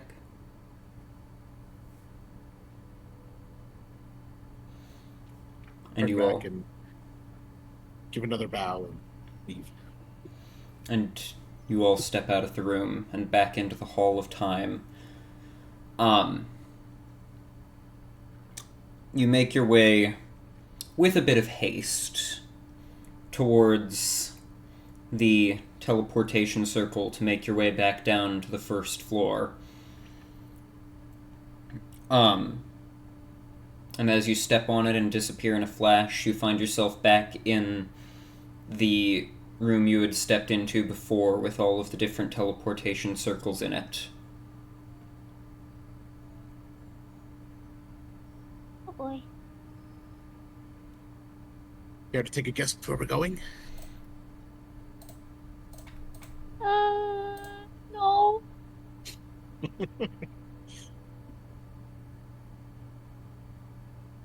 And as you're like stepping off the teleportation circle,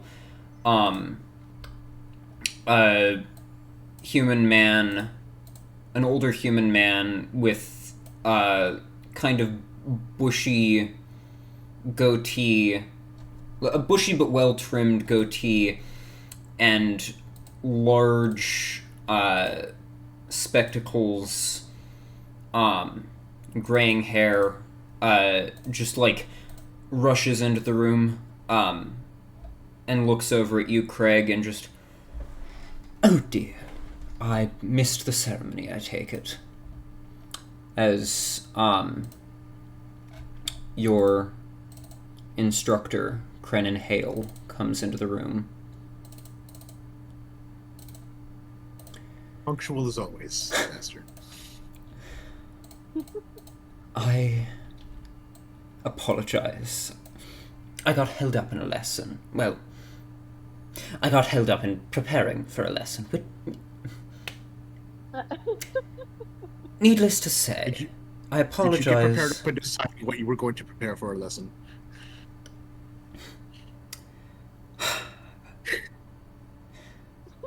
Congratulations, Craig.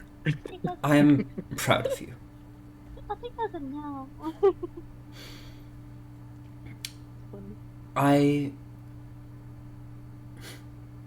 You show great promise in our lessons. So long as you continue to work and improve yourself and to act on that promise you show, I think you will do great things. Much greater things than I have ever done, that is for certain. Unless you choose to follow my career path and become an instructor, but I assure you it is a very boring life.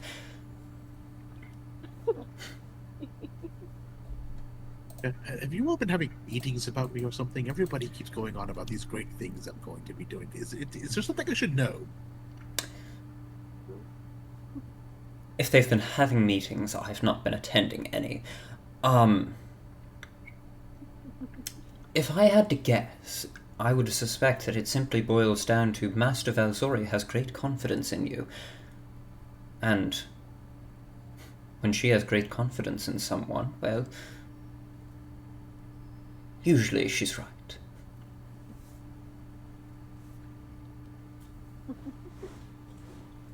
Not much I can say to that, I suppose.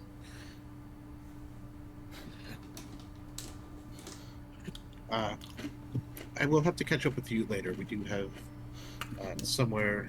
Go right ahead, my boy. This fire, but I definitely look forward to catching up with you a little bit. As do I, my boy. As do I. It was a pleasure to see you again. I'll be on my way now. And he steps onto the circle and makes his way to the Hall of Time. Here we go. Give up.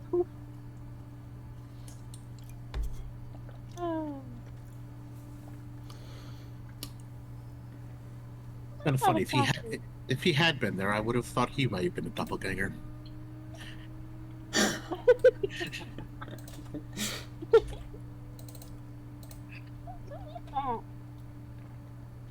Your teacher? One of, yes, he is my primary instructor for the specific school of wizardry that I partake in. As I hold out my new colors, every school has its own color, but obviously we don't focus. Like my main Chronergy is my main school, but I took lessons from the other instructors as well. But given how I came into this place, this one seemed the most suited for me, I guess. Oh. Huh. Very interesting. Good to know. She has no idea. This a story for another time. We should make our way to the divination section. All right. I'm following you because I don't know where I'm going. Technically, I will say, Hrov did say to just meet him in the academy rather than in the labyrinth. Because people that are not divination, people that do not practice divination tend to have a very difficult time navigating the labyrinth. And given that neither you nor Hrov practices divination, you make your way out of the portal room and back into the main room. And the greeter rotates to address you. Welcome back, Craig. I see you have now been inducted into the Wardens of Chronergy. I offer congratulations on this. Thank you, Greeter. That means a lot coming from you. Aww. May I assist you with any other processes today? We're just headed off to the academy section, so... Passage to the academy may be found by way of the academy entrance to the right of the main entrance when entering. He's gotten so much better about that. He used to just say to the left or right, and then people would say, your left or my left, or left from here or left from there, and then it's very good. He's very good at what he does. Thank you, Greeter. It was my pleasure. And the words... This way! Pepper, Dennis probably doesn't. Pepper, you notice that last sentence came out choppy and uneven, as if the greeter was unused to saying those words in that arrangement. And Craig, you realize you've never actually heard the greeter, like, respond to anything like that with, like, a "you're welcome." That was the first time. Yo. You are an interesting being. You are as well, Craig, Warden of Chronergy.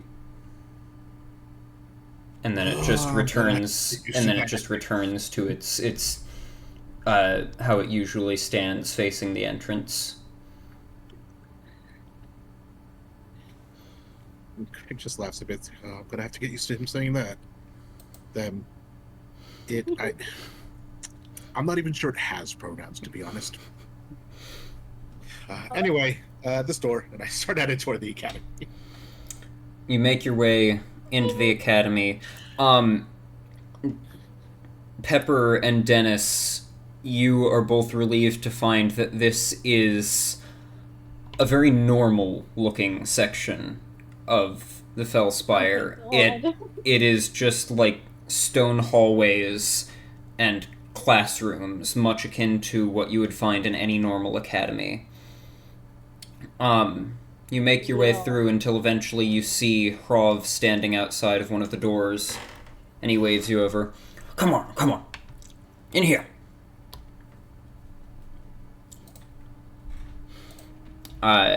You make your way into the room and find seated in there waiting for you is a turtle wearing a similar uniform but with a dark blue rather than as opposed to the other colors you've seen. And she, much like Master Valzori, also has a very thin cape of the same color, which is not seen on the usual uniforms, and you gather that she may also be a master. Craig, of the Wardens of Chronergy, yes? It still feels weird, but that is apparently the case now, yes. How are you, Master? I am well. And you? Still trying to figure that out. And what of you, my two other guests? I am not familiar with you. You do not wear the garb of wardens. What are your names? You're right. My name is Pepper. Pepper, it is a pleasure to meet you. And you? Dennis, she looks at you there. Oh, sorry. You lied.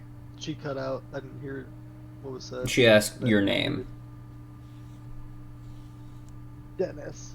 I know that one. Dennis. Well, it is a pleasure to meet you both. I am Master Gel, Master of the Wardens of Divination. Come, Nice to meet you, Master have a of Water. seat. Thank you. So, Hrov tells me that Dennis here has some Hello. sort of peculiar mental issue. Is that correct? Yes, you're exactly No. right. He's also Absolutely. possessed by something. Oh, Mentally wait, that's what we well. were talking about, sorry.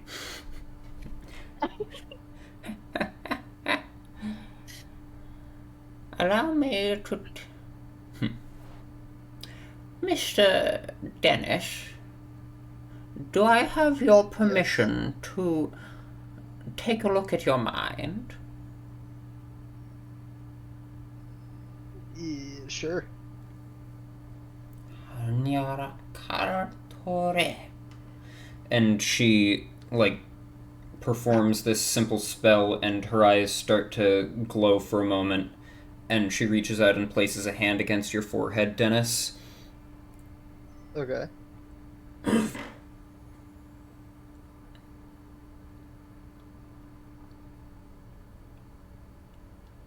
That is unsettling indeed. Hanyaraka.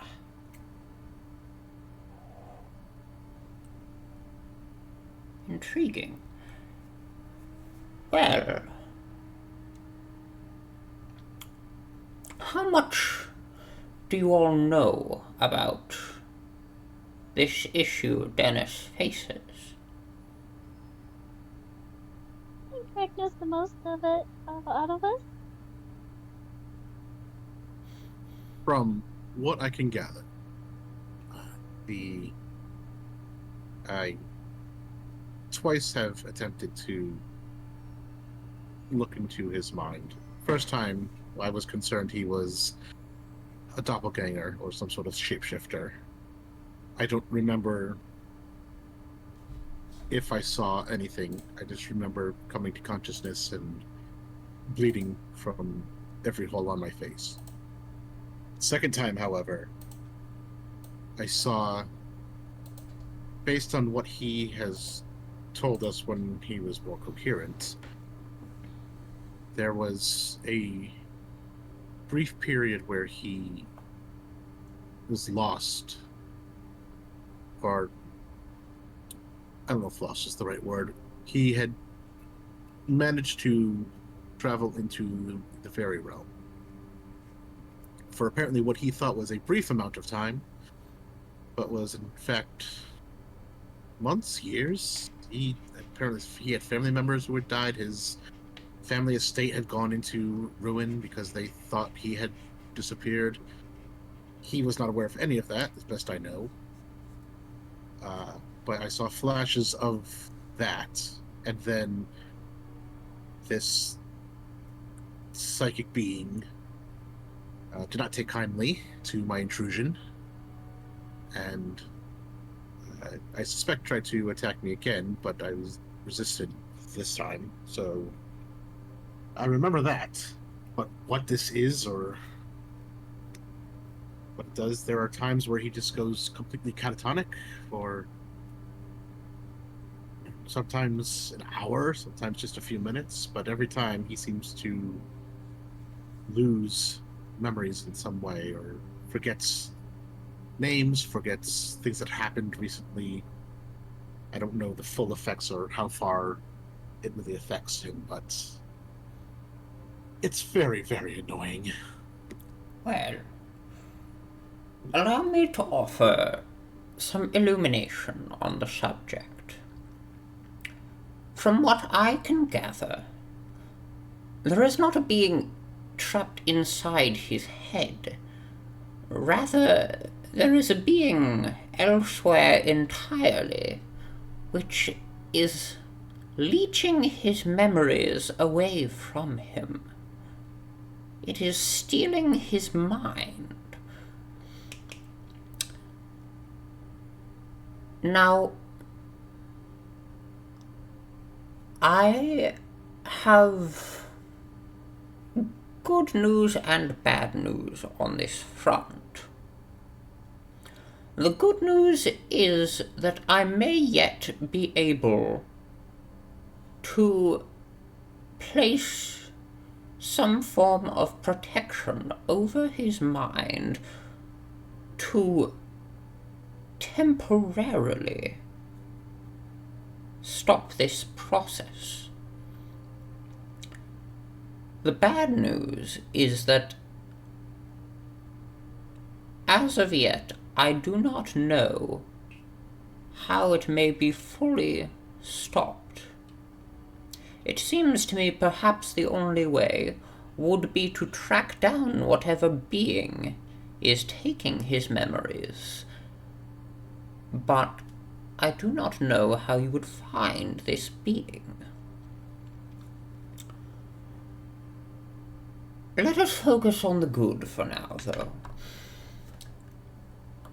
I with the help of perhaps Hrov here, if you think you are up to the task, may be able to place a protective spell over his mind that will act as a sort of shield, essentially, keeping the influence of this creature at bay, so that it cannot access his mind and steal his memories. The danger with this is that this shield will be a very delicate shield. If certain magics take too great of effect on him, it may shake or even destroy entirely the shield.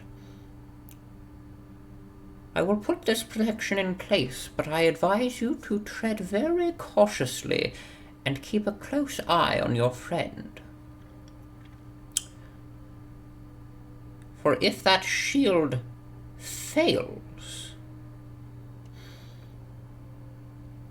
well, the shield will not pause this effect that is stealing his memories, but rather will just hold it back. If the shield falls away, everything that would have been stolen in that time will all be lost at once.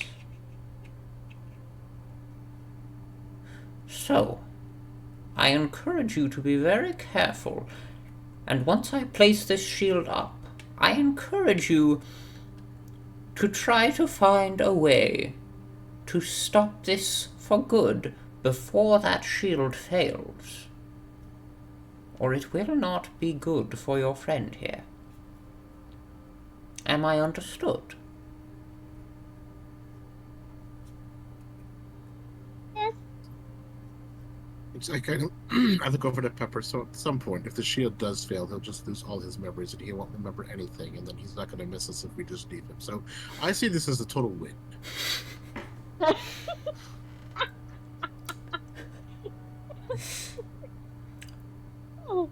Hrov, if you would assist me.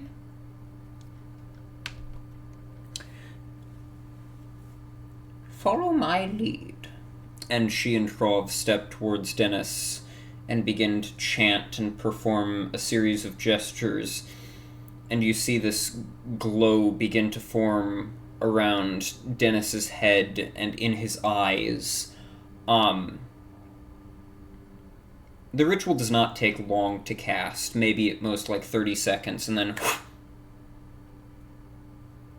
And Dennis, for the first time in a long while,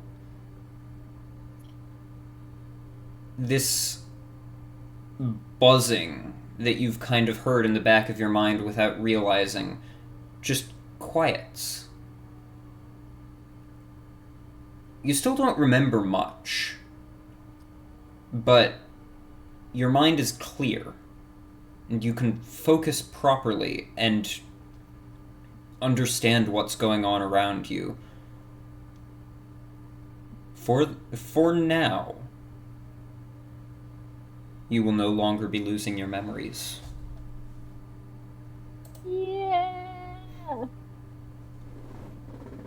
Can you guys give me my alleged accent back? Since I allegedly had one. What's that? You allegedly have. You didn't get anything back. If you lost it, you lost it. That's up to you. What the heck? Oh no. Oh no. Or dirty. Well, I'm cured. Not yet, but Yay! Quick, ask me a question. that's my name. What's my name? Oh. I don't know. Tell me first. God. You've literally heard our names said multiple times today. But I just got the ritual done. That's not how this works. And I turned the message up. Do you see what I've been dealing with? This is what we've been dealing with for so long. I see. Well, Mr. Dennis, these are your companions. Craig, Warden of Chronergy, and Pepper. Yes, of course, Craig and Pepper. Master Joe, you spoke of particular attacks that may weaken this shield. What exactly should we be on the lookout for? There are certain creatures and certain spells which target the mind rather than the body. This spell that I have placed upon your friend is a protection of the mind, but things that target his mind may weaken that protection.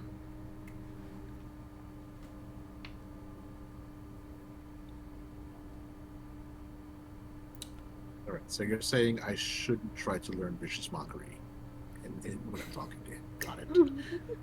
One other thing, Dennis. Yes. As long as this protective spell is in place, you have resistance to psychic damage. Ooh. Oh, baby. Whoa! That's kind of good. Hell yeah. If I was a barbarian, I would have resistance to all damage. If you were a bear totem barbarian. Yes, if you're a bear. Barbarian. Barbarian. Wow. Wow. He did it. Now we get to learn if he's annoying because he forgets things or if he's just annoying. Was there anything more you needed of me? I don't believe so, Master Joe. Thank you very Then much. I must return to my studies. I wish you well, and I do advise you to use caution. It was a pleasure to meet your friends, Pepper and Dennis. Good luck, Craig, Warden of Chronergy. And she turns and shuffles out of the room. Swear everyone keeps saying that specifically just to make me uncomfortable today. What are you talking about, Craig, Warden of Chronergy? I have no idea what you mean. I'm gonna pat him on the back and give him a little shocking grasp. I can't believe you would do that, Craig, Warden of Chronergy. How could you? Oh man, how could you? Oh. How could you, Craig, Warden of Chronergy? Oh. Oh, this. Oh my gosh. God. Well, it has been wonderful to see you again, Craig, Warden of Chronergy. I'm sorry. It has been wonderful to see you again. Are you staying long, or are you headed back out? You think that's really, really funny, don't you? How about this? And I guess Eddie's laughter on him. Okay. He did not succeed on the save, so he just... Oh. Oh, no. And just, like, doubles over, hyena cackling.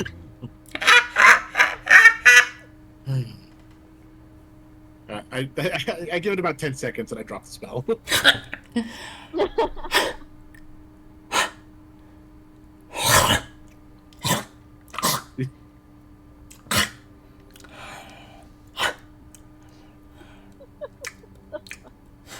That was uncalled for. Oh no, I think it was really called for. I do have some studying I would like to get done, and there are some other things that I need to ask around about. So I suspect at least I will be here for a little while. I'm sure my friends here have other things that they need to do. Well, I don't know about Dennis, actually. I don't know what he does. I don't really do anything. I'm sure he did at some point, but I don't think he remembers.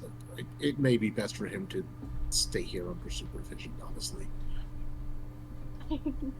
But that's really up to him. He's not forced to stay here. But I will be here for a while, at least. Now that I'm back here. Well, that's nice to know. So, what all do you do in your time at the Fellspire?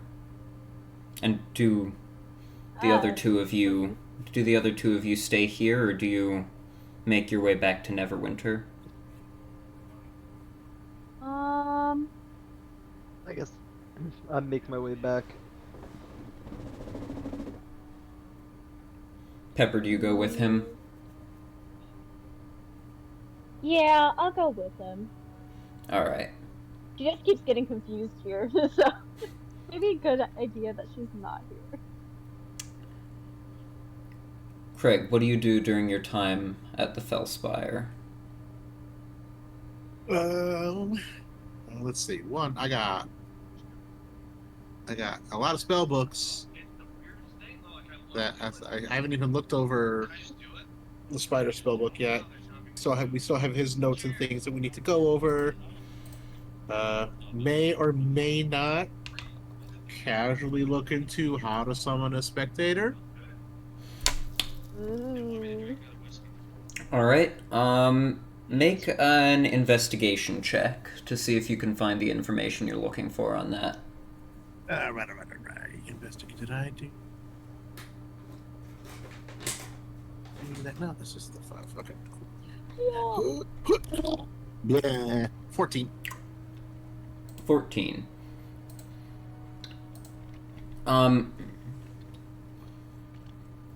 You spend some time looking through the library when you have a chance, but the wardens have a lot of tomes in there, and it takes a long time to go through them all. You try to skim through a few, but during your time there, you don't find much about summoning spectators. You find some, basic information, like there's a ritual to do it. It involves, it requires you to have 4 beholder eye stalks as, the main material component. But a lot of that information that you find is just in, encyclopedias of creatures. And rather than in summoning books and spell books, so you don't find the actual ritual you need. And then you're also gonna look over the spell books and stuff. Yeah.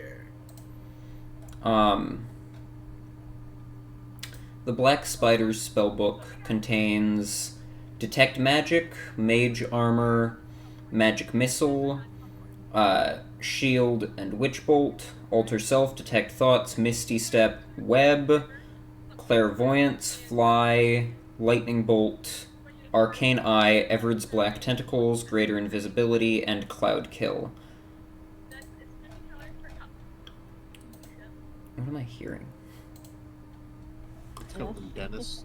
Dennis, we can hear what you're listening to, if that's the case. I'll tell my roommates they're listening to TV in the background. Oh, okay. Kill them. I want to be sure. So, were there any particular spells you intended to copy down during your time? What else do I have available? Where's the other sheet?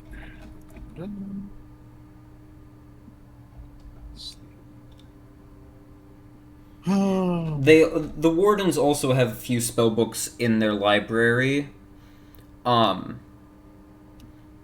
So you would also potentially be able to use some of those to copy stuff down, but I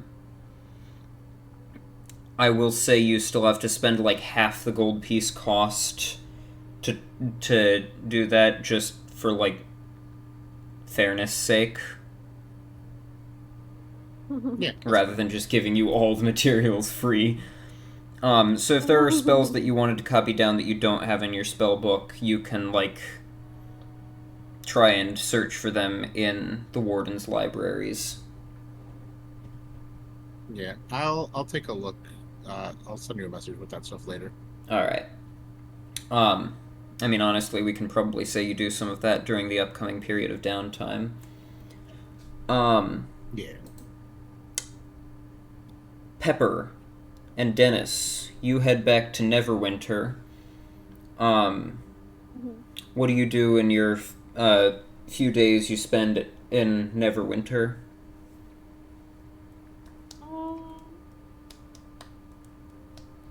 Honestly, I really don't know. I guess. Yeah, I don't know.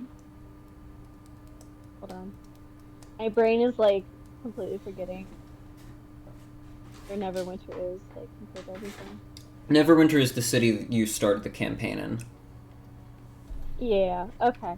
I thought so. I was like, wait. Brain not working. Okay. Cool. I mean, As far as you know, Odra is still in the city, but you don't know where. okay. I mean, I'd probably go back to brain again. Why? Why is my brain? My brain's just not working today, guys. I'm sorry. You're just gonna fight in the Ragged Ring some. Yes, that's where I'm going with. Yes. Alright. Maybe like catch up with others over there. I don't know. So, you spend some time training in the Ragged Ring. You,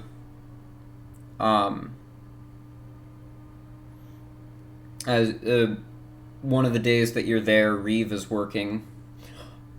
Pepper, you're back!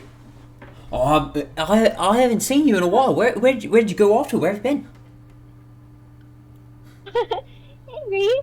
It's been a while. I'm so sorry, but I've been traveling a lot with this new group I've been with. Where have you been traveling? Where have you gone? Oh, so many different places, Reeve. I wish I could tell you all of them.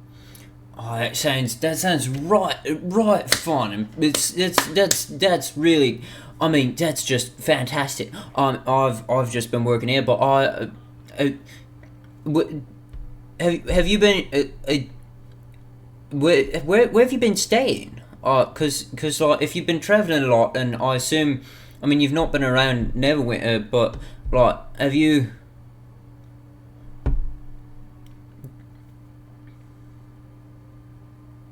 I mean, I've been staying quite a lot of almost everywhere around here. That's It depends. that's the life, isn't it? Life on the road.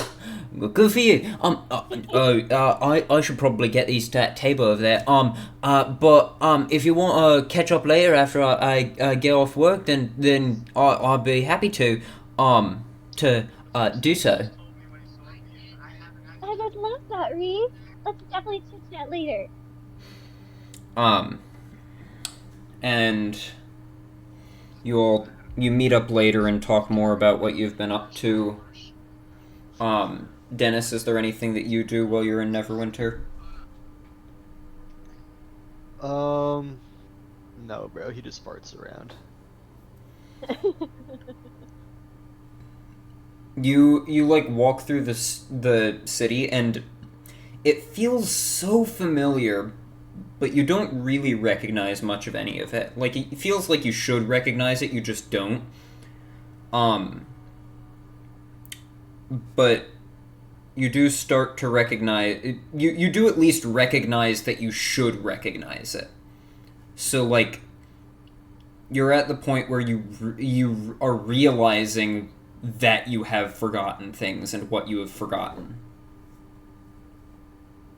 You're not remembering the things you've forgotten. You're just remembering, I don't know about this, and I feel like I should. Like, I'm recognizing the holes when before I Yeah, wasn't you're recognizing seeing the holes in your memory, but you don't know what fills them. Well, at least I can take a look at the puzzle. It's easier to assemble when you can see where things go. True. Eventually Craig comes back from the Fellspire and meets back up with you two, and eventually you make your way back to Phandelver, I assume? Yes, you assume correctly. And as you all ride back into Phandelver and prepare to figure out your next steps, that is where we'll end the session, and that is where we'll end Act 1. Whoa. We did it! Monumental. Let's Next. go. All that stuff I was yelling was muted. Woo! What were you yelling? When Dennis was talking about the holes, I yelled, "You got the edges, baby!" You have the edge pieces, now you can fill it in. Yeah. So there will now be, let's say, here, first off, Craig, how long did you stay,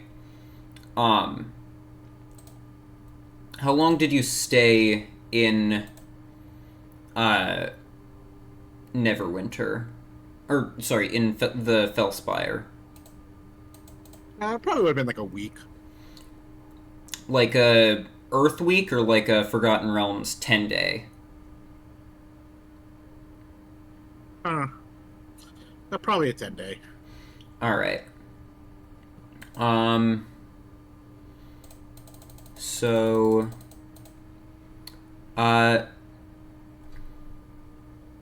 we'll say... So you stayed there a 10-day and then came back to Neverwinter? Yeah. So actually, just before leaving Neverwinter to go back... before we end the session, actually, just before leaving Neverwinter to go back to Phandelver, I will add on this one final thing that, the day that you come back from the Fellspire and return to, Neverwinter, and you meet up with your group, Clove comes and finds you all and meets up with you, and you all spend the day celebrating her birthday. Happy birthday. And then you all Happy set off birthday.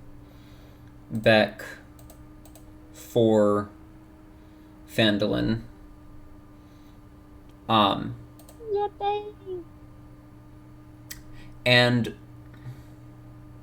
Oh, I'm sorry, I was completely mistaken. I saw the notification, it was showing the notification on the wrong day, so actually no, you don't celebrate Clove's birthday, it's a week... She meets up with you to celebrate before you leave, but it's actually a week from that day. Oh, okay. She just meets up with you to celebrate it so that she can have people to celebrate it with. Aww. That's fine. That works. That works. And that's where we'll end the session. There we go. When we come back, there will be...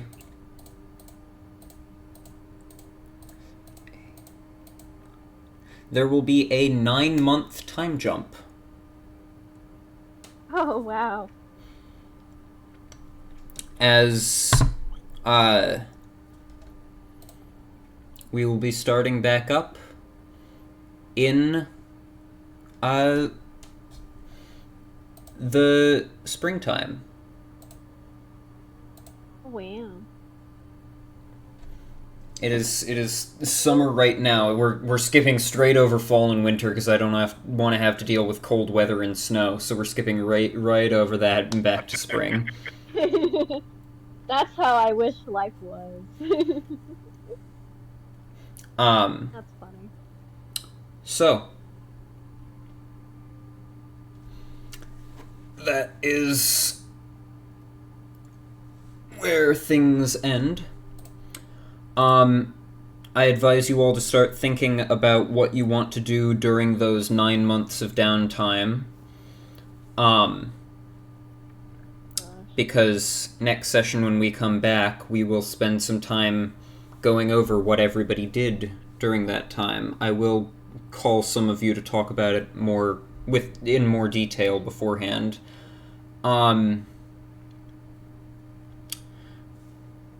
Also, let's vote on who gets inspiration for the session.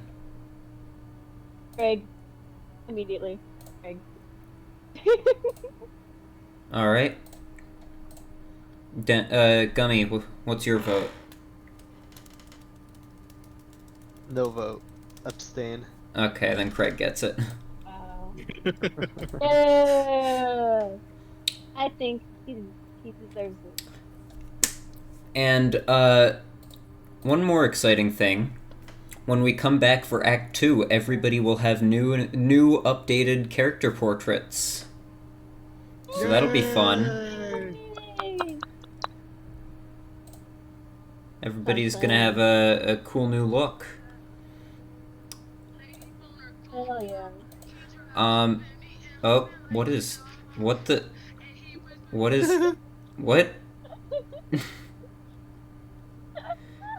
Okay. Anyways, that's where we'll end the episode.